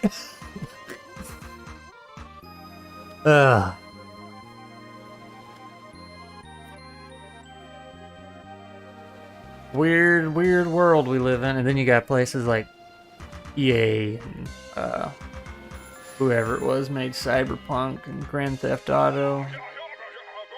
You want another project? Oh, that one's got a fire thing on it. Urgent, special. And you get Steve, you're killing me. You know, big companies that just work their employees into the ground. Crunch, what do they call that? Crunch culture.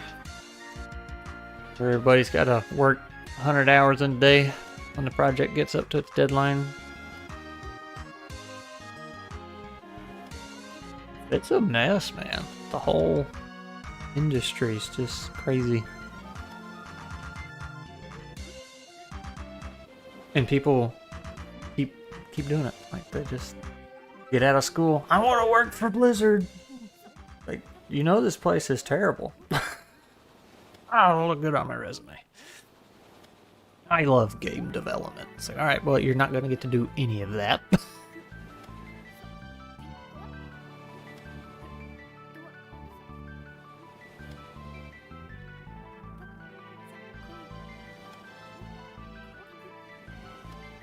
Did I try? Oh, probably not. Because that one's hot.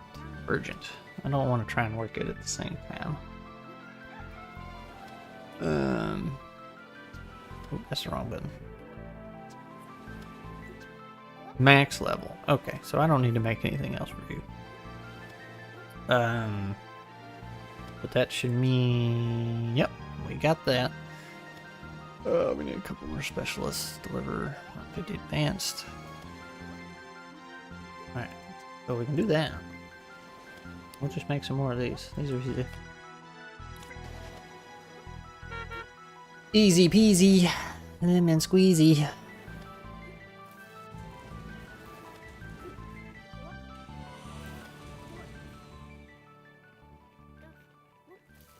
And I know I've said this plenty of times, but I'm gonna say it again. Like, just the line between fully released and early access doesn't exist anymore. Because, like, after a game releases, you know, Grounded, for example, it came out in a really good, healthy state, right? And it was in good condition. I would have considered that a full game. And technically it was. But like a month after it came out, if that, they decided to add one or two new rows of inventory space. So it's like, okay, that is a big game changer. And there might have been some other stuff, but I hadn't even started playing it, so I was kind of out of the loop.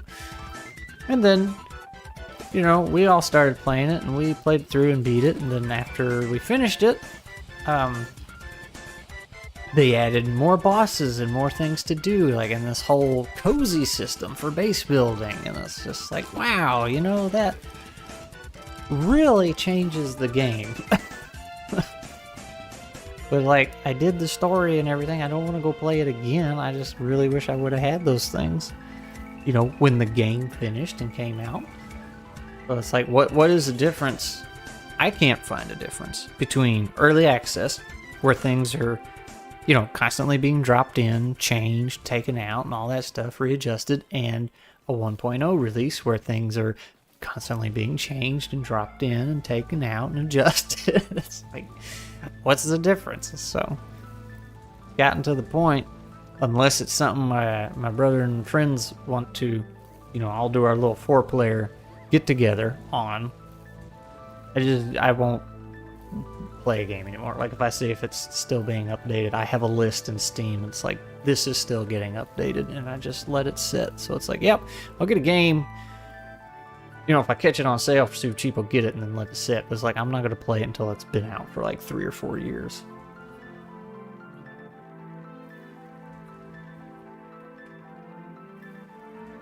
Because I find it super aggravating when you play something and it gets changed on you, or they add something new. It's like, well, that would have been great when I was playing it. Or you play it and it has something you really like, and then they take that out. So, what's the game, says Noobster. This is Little Big Workshop, where you run a shop. Yeah, we got a metal shop all up in here. This is our wood shop right here. This is where we assemble stuff. Plastics and painting over here, and break rooms. You build things. You try and take on contracts, expand your shop. I think when you start, you have like two workers, maybe. That's all you get. Is it tycoon style? So I'm gonna be honest, I don't really know what a tycoon is. Like, what makes a game a tycoon game? Obviously, I've outplayed them. Safe to say it's not that big a scale. You're just in your little shop, and I've actually got some cash. I could expand my wood shop over here finally. But the idea, so you go over here. I don't really know the exact definition. Yeah, me neither. So you got, easy things to build, middle of the road, and then advanced. And you start unlocking the ability to build different things as you buy more advanced machinery. And then you have these challenges for different people you can try and build relationships with. But the end goal, if I can find it, is to get on top of the leaderboard. the in-game, not like a real life leaderboard. You wanna do better than this guy, and he'll try and sabotage you a little bit here and there, call you up and say you're a terrible person, try and make fun of you. Is there any kind of automation, or you just have to keep track of it? So that's the thing. So like the workers, let me show you. So if I take this cat mech, right? That's an advanced project. Let me pick an easy one. Just a shovel. Let's make a shovel. You say plan product. You pick your materials, and then you have these workstations. Like this is smelting or forging. I call it either one. And then you have your stations set up. It's like, okay, here's forging or smelting. So you kind of plan the product ahead of time. And then like here you got to assemble them. Like here's all my assembly tables. So it's automated in the sense that these little goobers, doozers, whatever you want to call them, they know what to do. You just kind of have to point them in the direction ahead of time. And you set up things to make it efficient as possible. So you have to plan someone to get built, where, and then where. Yeah, so see, and the trick is like, you see these little zones I have? Like these are yellow, these are blue. Like blue, these zones are where you store material and product. But like these blue ones, they're tied to workstations. It's like, okay, this is a loading zone for these workstations. This is just a general, yellow's just general. It's like a free drop. So that's the trick. You try and set up these zones to get them moving as little as possible and keep them from walking all over the entire shop. Like you don't want them to drop something over here and take it all the way down here. When you make these zones, it forces them to bring it. Like when they get raw material off the truck, they drop it right here.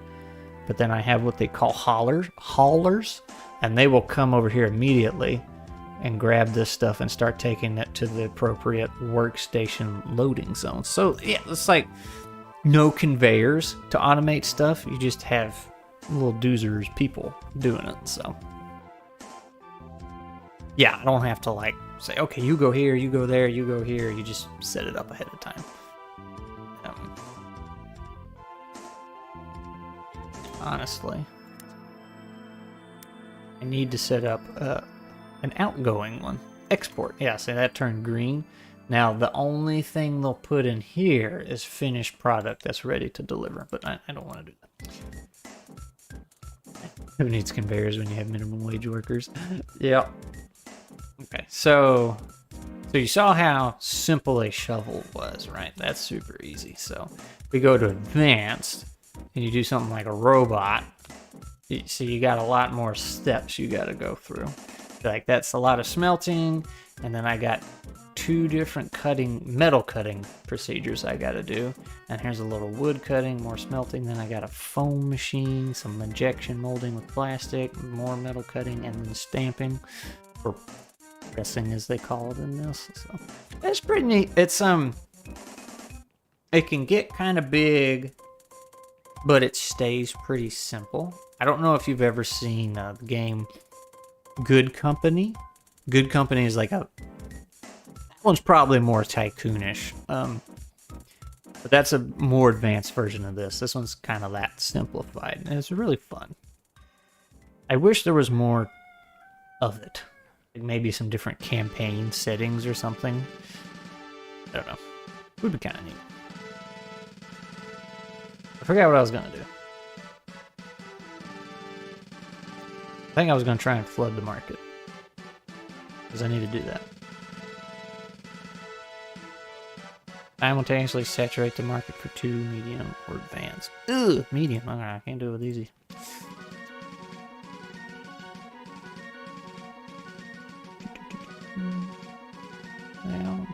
And you make silly things like hoverboards, catapults, kitchen multi-tool, a robot, or a shovel. As a matter of fact, we're gonna make some shovels. Just so I say that I'm gonna build that, and I've already made a plan for that. I've made these before. So the truck comes in, then they just unload it, and then I probably shouldn't have gone so fast, but they unload it, get it to the nearest drop as possible, and then I got these haulers that came around, picked it up, and took it to these shelves. You can't really see because I didn't get very many, but took it right to that shelf because that's tied to all these workstations in here, which is my metal shop. I have all my metal stuff in the same spot because it makes my brain happy. So then they just get to work. And you can get, this is just, you pick a item to make what the market needs, but you have the challenges over here, and these have time limits. And that's how you build relationships with different people, which gives you access to better contracts and, conquer your milestones and stuff like that. So anyway, I was going to do a little worksies down here. Expand a roomie. Oops. Give me the bulldoze. Why are you not bulldozing? Why are you not bulldozing? Free. Okay. Try. This is going to be really problematic. And I will say this, building and rearranging doesn't work very well. It really, really doesn't.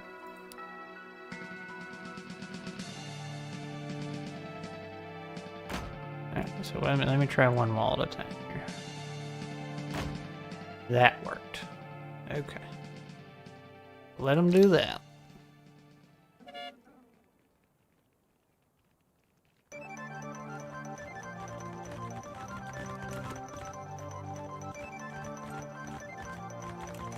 And you can, you can spend money to expand your lot, but I don't really need to yet. Ooh, We got shovels to sell.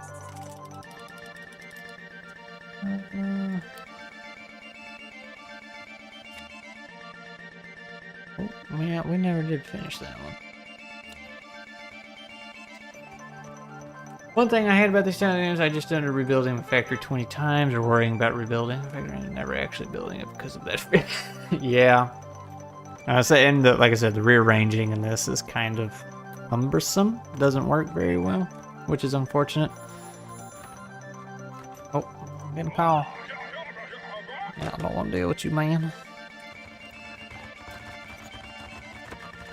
It's fun, though. It's super fun. Easy game to get into. Man, actually, I might not need to make it any bigger than that. Shoot. Well, we'll see.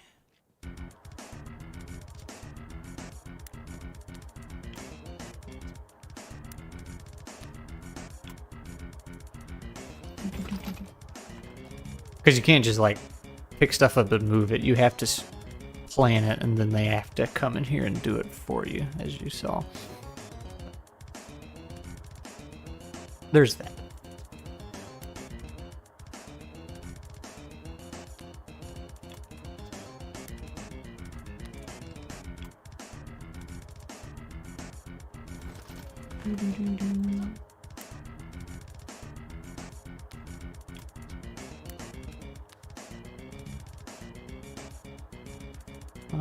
I don't like that. That's a little offset. It is what it is, I guess. Alright, so we need some new wood tools in here. I want... Oh, you know what? We got that super duper fancy thing. I don't have... I want that. Get my fancy cutter. But that was another thing I neglected to mention. You got kind of a tree you can work with. You get all of them, right? You don't have to pick one and decide what you want to do, but you can progress and advance things. Even this one that's split, I can still hop over here and start this one and do both of them. So you're not limited. Hire more workers. You can make them specialized in certain things. Pretty neat. The more you do, you level up and you get research points, and that's how you progress through the tree. As you can see, I am out of research points. Very sad. Very sad. So really, that said, I can buy another lathe, but wait a minute. Why would you? Alright, well I got those. Metal wave, that's in the wrong shop. Yeah, I'm really not lacking on.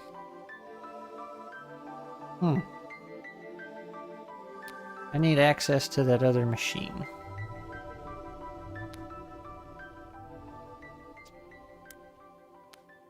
That there. I was gonna buy something else. What was it? I guess I'll buy a milling machine. I don't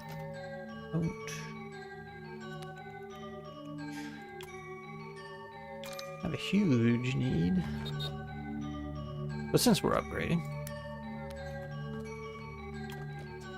got the spooky music going on. See, like I can't move that there yet. I have to wait till they actually physically come in and move it.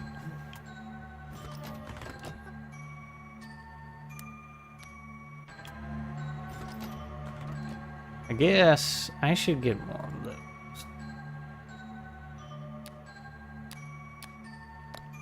Definitely get more. All these are taken.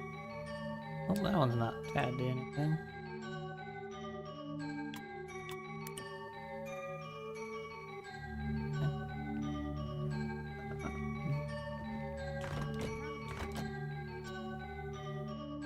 Add those. And then the billboards, here, if you're wondering what I was doing, you put a billboard down, and you can only tie one type of workstation to it, but that's like this guy right here. I got all 4 of these one type of stations tied to this billboard. So like when you're planning your project, whatever you're going to build, and it's like when you have that function you need to do like this, they can do a lot of glue ups. So it's like, okay, you just point to this board and then it evenly distributes that amongst all those workstations. So, simplify your life. You can say, all right, I'm going to put this many on this one and this many on this one, this many on this one. I've never done that, but you can. I just evenly share the load.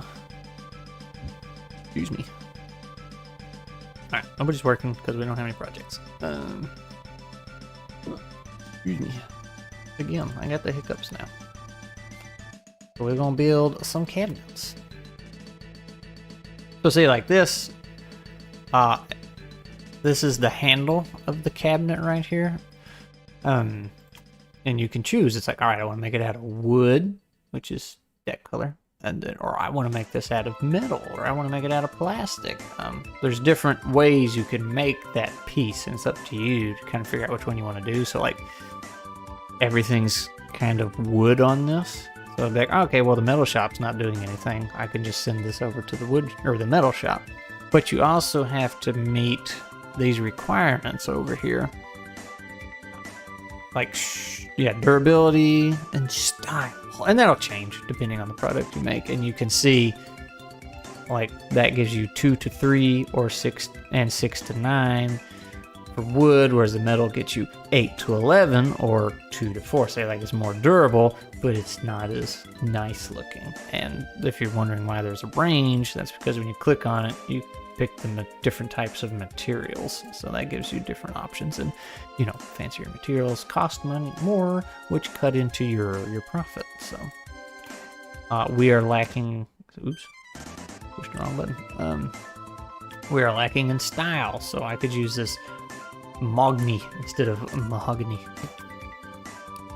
It's like I don't have any material picked for any of these. I usually just pick the cheapest thing I can, and then it will tell you, it's like, okay, you can't use these because it won't get you high enough. So it'll get overwhelming fast. No, it's really not. I do get the planning stage looks like it could be complicated, but it's really not. I just click through here without thinking about it. I don't think, oh geez, that's gonna cut into my whatever, my cost. I need to just, you know, it's just like, nope, I just fill in the blank and let her rip. It's like, this is, and there might be a lot of icons, but you start very small, so it doesn't just throw everything at you. So like, these are all straight cuts, so I can select all the straight cuts. And I want them to go to the table saws, which are super duper good at cutting straight cuts. So I just say this billboard that's tied to them, and it'll diversify the load.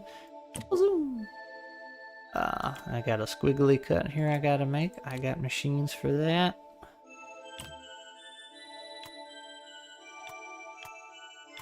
I understand the concern about things getting complex, and that's why there's a lot of tycoon type games that I want to play, but man, I just cannot be, for lack of better words, I just cannot be arsed with the learning curve. It's just like, man, I don't want to, no. I don't want to spend that much time trying to learn how to play something. I just want to play. This one you can just pick up and go. There was very small learning curve. Just kind of get in there. And like I said, you start with like 2 workers. This break room right here. I might have had this, like this little, I think these 2 doors were here when I started. And there was just this little area here and this little area over here. And I have since grown them. I spent so long learning about all the mechanics of the game that I ended up not in place. Yes. Sounds like me modding Skyrim. You spend all your time modding it and never playing it. I don't know. It's kind of been a recent development with me. It's like when something has a big learning curve, it's just like, man, I don't want to do this. I just want to play. Whereas used to, you know, it didn't bother me. But I guess as time has gotten more and more precious, like, okay, let's learn more play.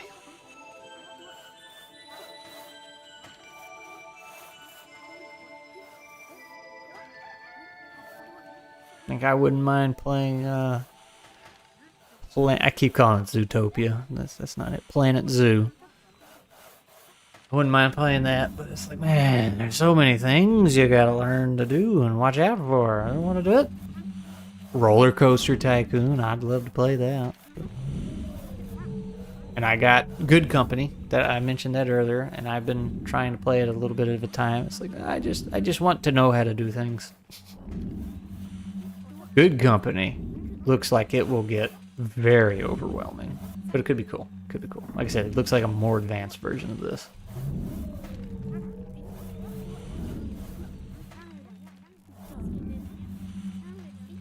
Let's see. I'm gonna go back to the music we had going. I've probably spent more time learning about efficiency in Skyrim than I have. Oh man, modding Skyrim is such a mess. It's like, oh my benches over here are about to explode. People have done some pretty impressive things, but at the same time, it's all pretty trashy. Like, it's just everything in Skyrim, all the mods, the base game, everything is just barely hanging on by a thread. It's so ridiculous. It's such a tangled web. Bull. I'm too much of a vanilla purist to install too many mods. A little friend just convinced me to get done. Yeah, well, the unofficial patch is pretty nice. I've gotten to the point where my mod list is getting smaller and smaller and smaller and smaller. And the last time I tried to play too, I actually grabbed a series of mods. He had them split up into a bunch of different things that were basically vanilla plus. It's like, okay, you know, this is a very vanilla-ish playthrough. It just some extra features, like it changes up your perks, but keeps like the same number of perks you can get. Just changes up what they do a little bit. Changes up magic, just, you know, small changes, and it was pretty fun. There was one mod. Well, I should say I stopped playing that time because Bethesda thought it would be a fantastic idea to keep updating Skyrim, which crashes all of your mods. If any update to Skyrim borks SKSE, which most mods depend on. I love Vanilla Plus in gameplay and Minecraft. I might enjoy it Skyrim too, to be honest. Yeah, they're pretty neat mods. Like, there was the Standing Stones change he did. That one was really good. And he split them all up so you could pick and choose which ones you want. It's like, well, I just want the racial changes, or I just want the Standing Stones. Stuff like that. But there was one mod for Skyrim that I loved, but it doesn't work with that new super duper legendary special edition thing they did. That came pre-packaged with all the mods, and it forced that update onto people that had the special edition. But it was called Yash, and it was, despite being a complete overhaul of the entire game, it was only like a megabyte. It was super duper small, a super small file. Wavering for my heroism. You should check. I have to actually, while these little doozers are working, I'll look that up real quick. Let's see. Nexus, Skyrim, special. I gotta find a Standing Stone.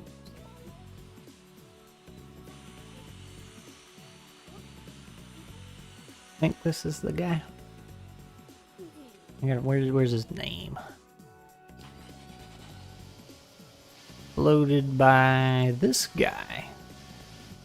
User files. Combat to architect down. Yeah, okay. Odin, Growl. Yeah, like here, Folkry, minimalistic perks of Skyrim. So he's like not a big change, but just a different flavor. Minimalistic races. Yeah, he did a lot of minimalistic stuff, and I really like that. Let me...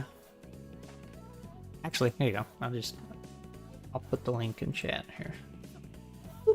That's his page of stuff. I got a lot of his files. If you want to look into that. A lot of little oddball things. What was I saying? Oh yeah, that overhaul. It's called Yash. Man, I loved it. Minimalism is a buzzword that always gets me interested in apps. Yeah. Yash was an overhaul for Skyrim, and man, it made it. It really changed it. Like for starters, all of your skills started at level 0. Level 0. None of this, oh, you start at 15 and 25. Everything was 0 across the board. You were a nobody. And to be able to use a weapon, you had to. It started you, depending on which start mod you used, you had access to wooden weapons. That's what you had to start with, and you could go over to a practice dummy and start wailing on it, and I think the max you could get out of that was a skill level of 10, which would let you use iron weapons. But it was cool. See, like what I really liked, you could equip other items, gear, weapons, but you weren't good with them, so you couldn't like run out, craft a Daedric sword or something. Even if you got your hands on it, like you couldn't use it effectively. You'd be really slow, do next to no damage. So every 10 or 15 levels, however it worked out, it's like, okay, you're in this level range now, you can use iron stuff. Now you can use steel. Now you can use whatever, glass, Daedric, ebony, all that stuff. That was kind of neat. Everything was much more deadly. Like when you started out, you did not go pick fights with bandits. You stayed away from them. Rabid wolves and mud crabs were something you had to watch out for at first. It was, I don't know. I really enjoyed it because it really felt like you were progressing. And it also stripped out the world leveling with you. So yeah, bandits were super difficult when you started out. But once you got to the point, like, oh, I can kill bandits, then you were always able to kill bandits. It's like, okay, I'll go on to the next challenge. Was it a grind to level in that way? Not really. The 0 to 10 for a weapon, kind of, I don't know. I thought it was really neat the first 1 or 2 times I did it, but after that, yeah, I just used the console. It's like, okay, just set me at 10, because I remake my character every 5 minutes. So, but no, it really made you feel like you were growing from nothing to something.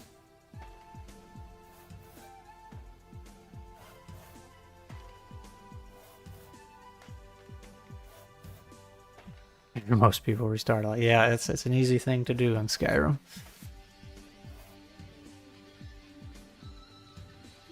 Kind of like, very easy to make a stealth archer. I don't care, Steve. It was fun. I missed it. And there was another humongous overhaul mod you could get called Requiem. I don't know if you've heard of it, but that one. See, Yash, the one I was just talking about, you just downloaded it, installed it, just dropped it in your thing, and activated the mod. Super easy. Like, that's all you had to do. Requiem, you had to do a lot of work because it changed the entire map, and it added in new bad guys. It was a legitimate overhaul, whereas Yash was just like a number overhaul, right? It just tweaked values. Didn't really add things. I mean, it like did, but it didn't. Whereas Requiem was like, yep, nope. The maps, interiors for things got redecorated, redesigned, you know, and fleshed out a little more. Enemy placement was all changed and stuff, and that was one thing I liked about Yash. It kind of had a randomized thing. It's like, okay, here's where a wolf normally spawns. Now it's going to spawn either 1, 2, 3, or 4. You know, it's like it just randomized things a little bit. Requiem didn't do the randomizing, but it just, the guy went through there by hand changing everything, and it was another one of those. Yep, you start out as nothing. Everything's super hard. And I played that a lot back on the first regular version of Skyrim, whatever it's called. It was fun. The starting area was stupid. I could never actually get out of Helgen. But once I got out of Helgen, you know, it was fine. Like, I just had to console my way through it. Like, that was super whacked out of balance for some reason. But, yeah, that one was the world does not revolve around you kind of mod. You better watch what you're doing. It had a lot of features I liked, but it was such a massive mod and a pain to deal with, and didn't play well with anything at all, whereas Yash did. And I ended up liking Yash better. But like I say, it doesn't work with the new one, and the guys not in the modding scene anymore. Somebody said they were going to pick it up, but then they never did anything with it. Unfortunately.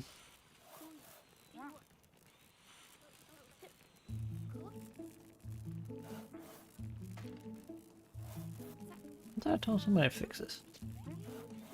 There they go. Oh, no. Fix it. There you go. Sometimes seamless change can make a much... Yeah, and that's what I'm discovering with those minimal mods and stuff like that. Ah, this is a cool little change.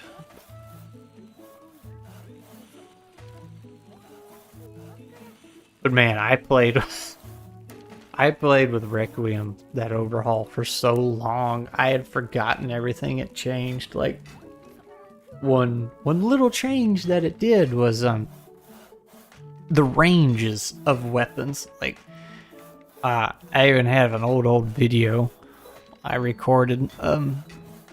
The bad guy had a two-handed hammer, and he was nowhere near me, but it hit. So it tweaked those things. It's like, oh no, this has to physically contact you to hit you, and same for you. You know, you don't get that extra glitchy reach and stuff like that.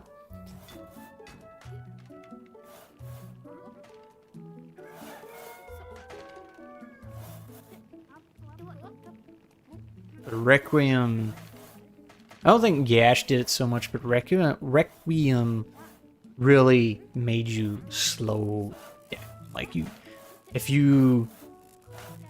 have your run speed where you actually use stamina, and that's when you're going super fast, but otherwise you're just kind of doing that jog speed. Yeah, if you just did the jog speed in Requiem, it would drain your stamina. So, but to compensate, your walk speed was upped some. But like, I noticed when you're forced to like kind of take it slow and watch your stamina, you really take in a lot more of the work that people put into Skyrim and all the environmental stuff. So, okay, that's cool. All the little things in the caves and whatnot.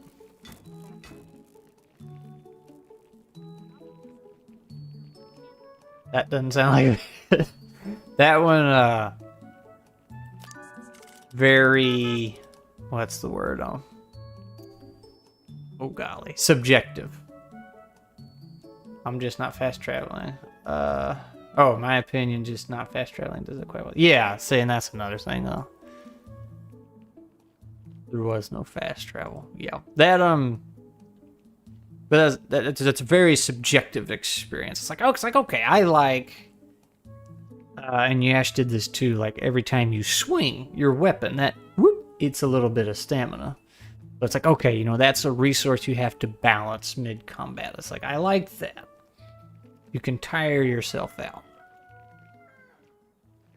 But it's like, okay, I kind of like not being able to just hip-hoppity skip everywhere and not run out of stamina, but you're really gonna have to increase my walk speed to make up for that. So, and then that's gonna change for everybody.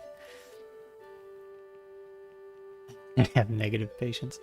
Yeah, I've tried many a playthrough with no fast travel, and I always end up doing it anyway because you have to bounce around too much. You get to a point. Stamina drain on hitting. Yeah, well, it's just swinging. And like every time you swing your sword, it drains some stamina. But see, and then you can get perks for that too, depending on which mod or overhaul you're using. It's like, yeah, on successful hits, you get, or timed blocks, you restore. I think that was one. If you did a perfect block or whatever, you restore some stamina. Things like that. I don't know. Vanilla Skyrim is just such a weird experience now. Because you start off so strong compared to what I'm used to. That you can just run out there and start killing stuff. Were time blocks anything with Vanilla Skyrim? I never did figure that out. I think there's a perk you get in the shield skill tree. I want to say it does a little time slow thing. I can't remember if it's like if you block it, you go into slow-mo as it's coming to hit you, or you block it, then it goes slow-mo, which lets you hit somebody with a counterattack. I can't remember. But I feel like there was some timed block thing you could do. Vanilla Skyrim just have you be the most naturally gifted person in Tamriel. That's right. You just go for it, man. There's not much... Like, technically there's still a lot of growing you can do, because like, hey, there's all these things you level up. But because everything levels up with you, like, Bandit Chief is always a challenge, whether you're level 1 or 60. Looking at it right now, I think it's just slow-mo whenever you block power. There, okay, yeah. That's right, and then you could maybe even step out of the way or something like that. Yeah. But anyway, yeah, you do all that growing, but it doesn't really... I find it aggravating. And again, this is a subjective experience. Some people like the world leveling, but it's like... I find it super aggravating when I get all these skills, new armor, and everything, and a Bandit Chief still makes me struggle. It's like, no, man, you're just a bandit. Like, I've been off killing dragons. I've got armor made from scales of dragons and Daedra hearts and all this other stuff. It's like, you shouldn't be this difficult.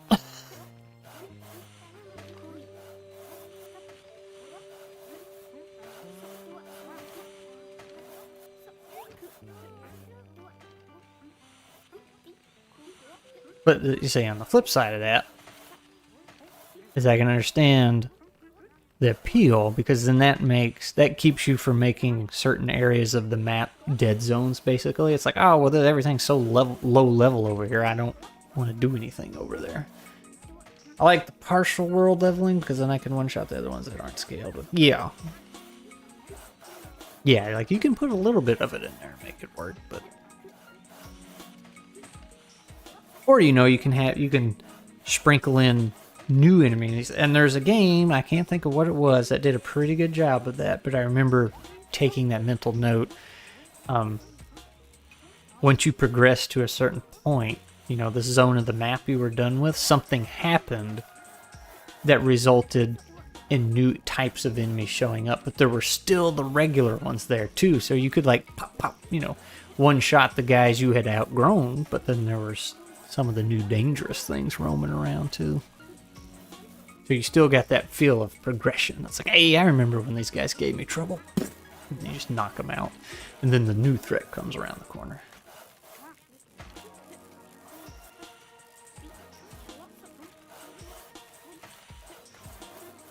I can't remember what game that was. See, in Breath of the Wild didn't do that very well. They replaced... like the goblins or hobgoblins or whatever they called. Like there's the little red easy ones, and then they all started getting replaced with the striped ones that would hurt you a lot more. Like, okay, this ain't cool. I don't feel like I grew any. Or like, I feel like I grew, but it was kind of pointless.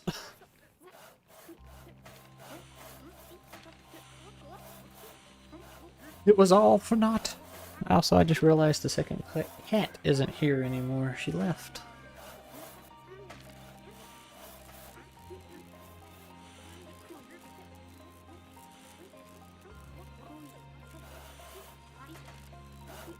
Also, is 140. I kind of need to go. Let's see. Ryan's back! Right after I said I need to go. Trying to figure out what a good stopping point would be. We expanded our wood shop, and then I realized I don't have the access to the tools I want yet.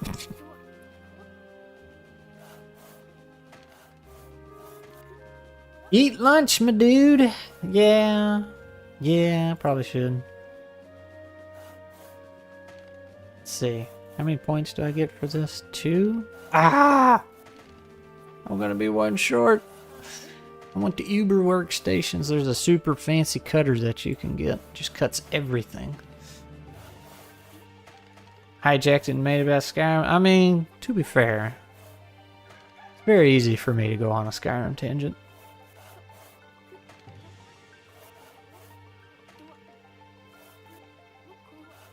You know, I got thousands of hours into it, but I still won't call it a good game. For all the sense that makes.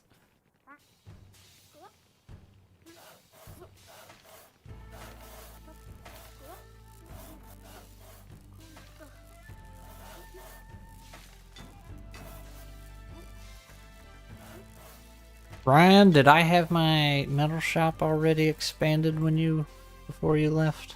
Can't remember. I feel like I did that pretty early on. Been playing it 9 hours a day for the past few days, and I still call it a bad game, but it's a fun bad game. It absolutely is. It's magical that way. Actually, speaking of Skyrim, Bethesda, Todd Howard, our Lord Todd Howard, I've seen a few headlines. I haven't really looked at the articles, but a few mentions about how he's saying after Star Citizen and Elder Scrolls 6, he's done. Like he's backing out. He's decided he's getting old and he's had enough.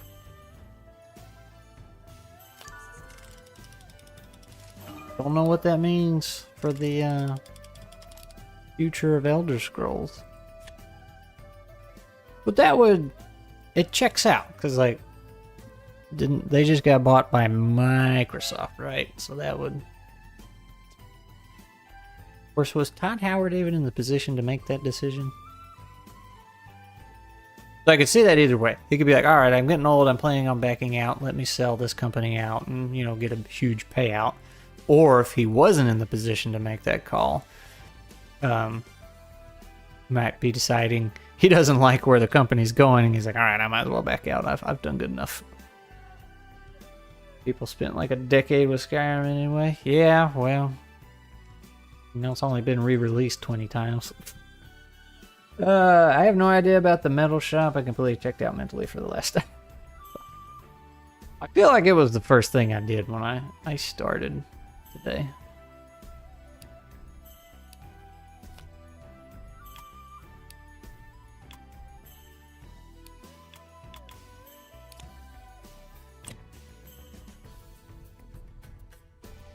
Oop, we got our Shamblem.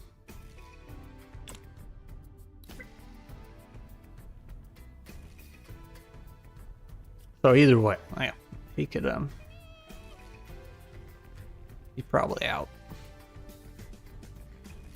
I mean, he's got a pretty good he got a lot under his belt, you know, some Fallout games and all of Elder Scrolls. It's Fallout they bought, but then there was Fallout 1. Didn't Bethesda buy it after Fallout 1, or did they buy it after Fallout 2? I think 1.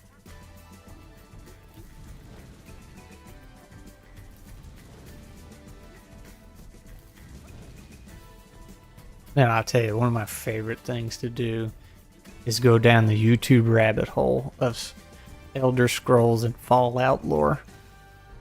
People trying to patch theories together and find little hidden things. And honestly, I've played way more Elder Scrolls than I have Fallout.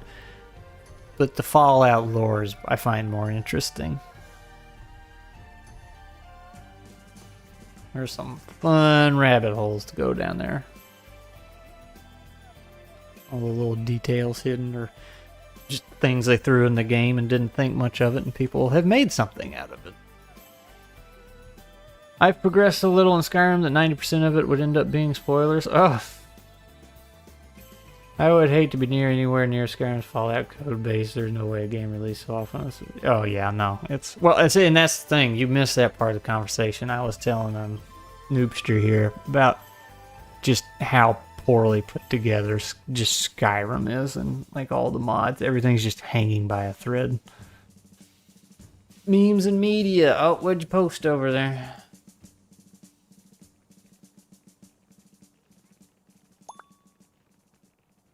Hey, Nick got a book. Looky there. That's a good book you got. Got some typos, but just ignore those.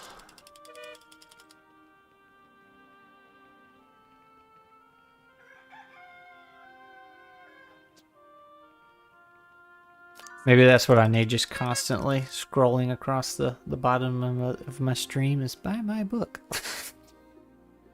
Link in description.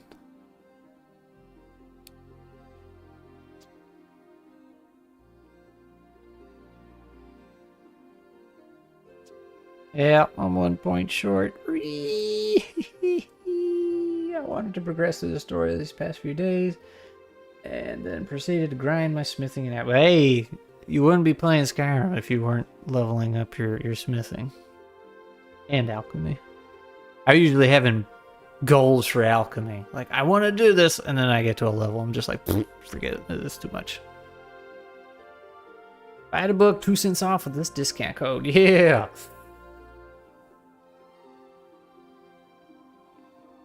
2 cents off. I don't know if I can, I don't know how to do promotions with Amazon. Giveaways or anything like that.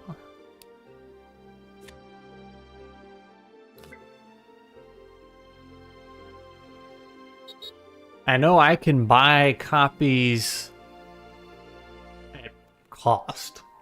I know I can do that. If I were to like go to some book show or something, bring a box of them with me and try and sell them.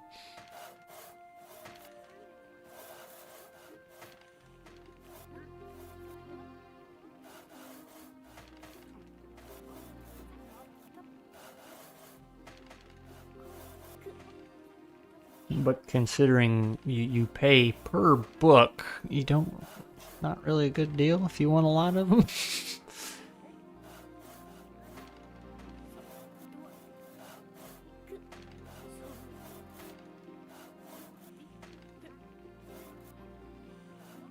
Speaking of the book, I spent a good chunk of yesterday trying to find reviewers and whatnot to send it off to. A lot of people out there just looking for free books to read. I'll share it with all 2 of my followers. Like, okay. Thanks, bud.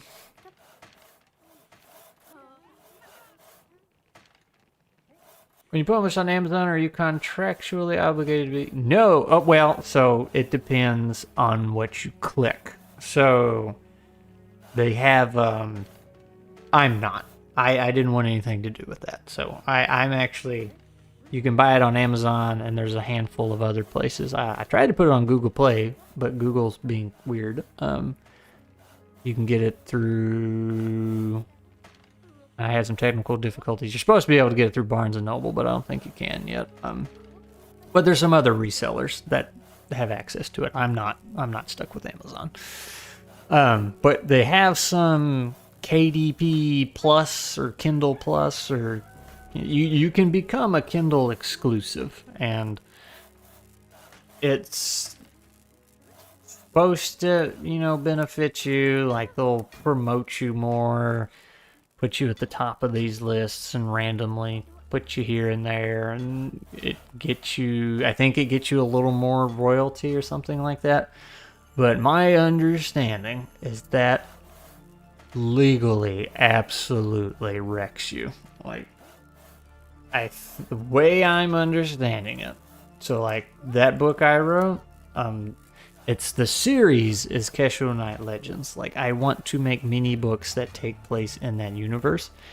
I think if I went Kindle exclusive with Amazon, I would be running a risky game trying to write more stories in that universe. Because I think they would have some ownership of it. I think.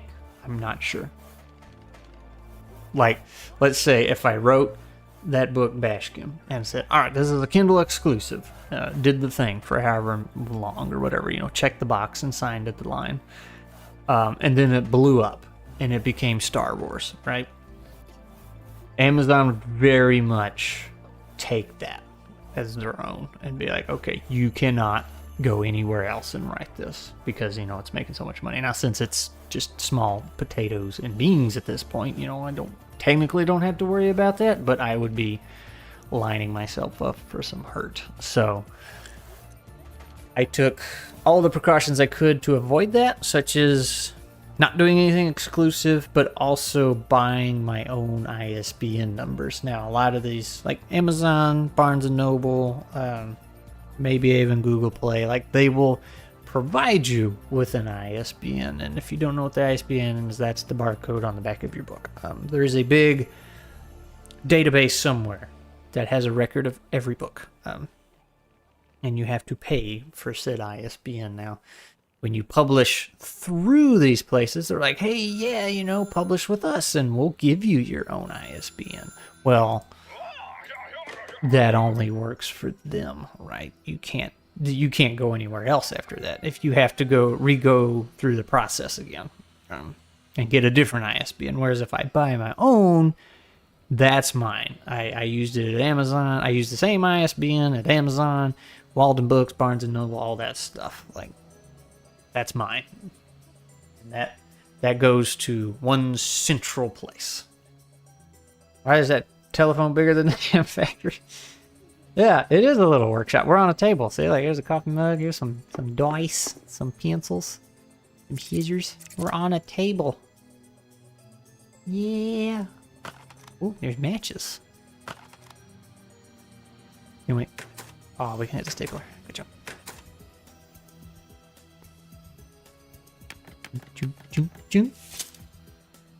Yeah, man. There's a little house. Ooh. I think that's as far over as I can get. There's your soccer ball. A little construction going on over here. Anyway, back to the shop.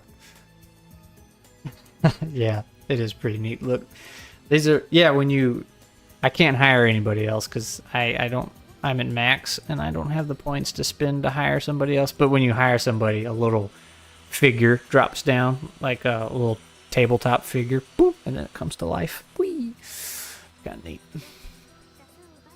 But anyway, I was saying, like, that's my ISBN. I can take it wherever I want. I only have to have the one. Now, granted, I have to have an ISBN for the paperback, I have to have an ISBN for the hardback, and then I have to have an ISBN for the ebook. So gets a little costly, but then it's mine to do whatever I want. And I go to the database in the sky and register it and say, yep, this is tied to this. This is this type of book. It's for these ages, yada yada. So when another bookstore scans it into their inventory, it pulls all that data in instead of them like having to make their own and all that stuff. Because, so like if you bought a book on Amazon, or, you have all these different people making your different ISBNs, that can get confusing when they start crossing different stores and stuff, and they might pull in the wrong data and all that, so. I tried to do it what I thought was the smart way. A lot of ISBNs would say, yeah, it's really annoying. And here's what's really stupid. One ISBN costs $125. And you're thinking, my goodness, you spent what, like $400 on ISBNs almost? No, because you can buy 10 ISBNs for like 250 or something like that. It's really stupid. Really, really dumb. Whoever's selling ISBNs is making good money.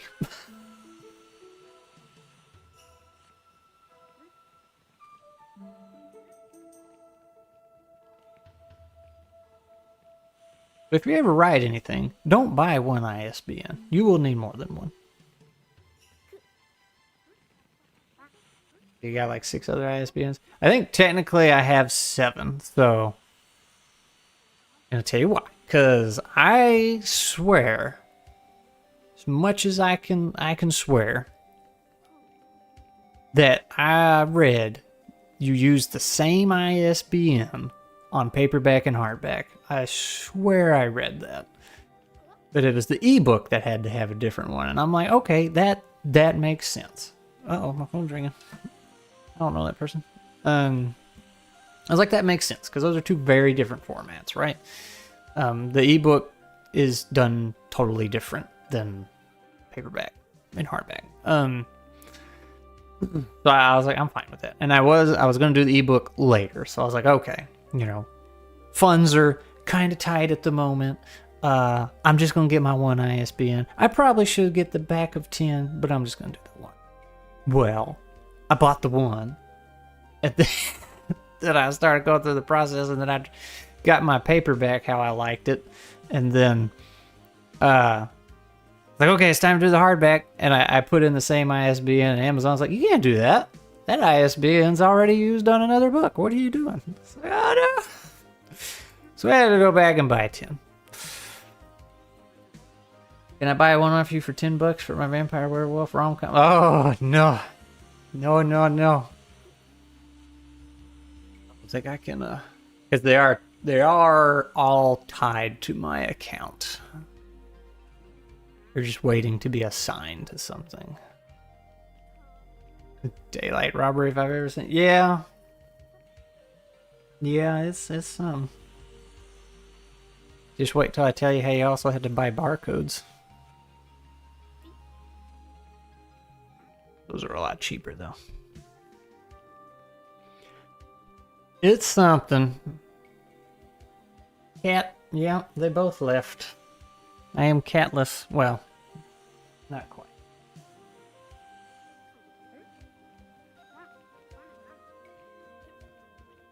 He stole my chair because I'm standing up.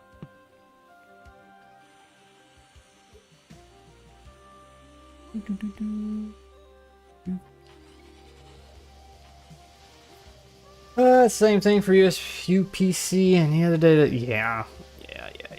I mean, I guess it's got to be done, but man, then they making good money.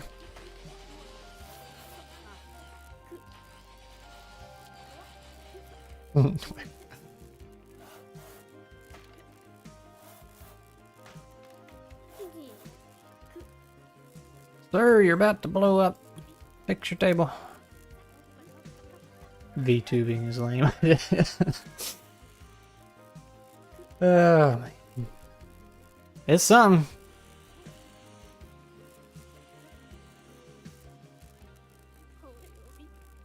Alright. It's 2 o'clock. I think cat tuber. Now, I wouldn't recommend searching that one. You'll find something, I'm sure. That is not a safe search. I know this track. What is this? Yeah, Mega Man 8. I won't call it there. 2 o'clock. Our shop is running pretty darn smoothly. We're not super duper mass producing. It's a Steam game. Gotta go to Tapioca. Ooh, chat with y'all later. See you around.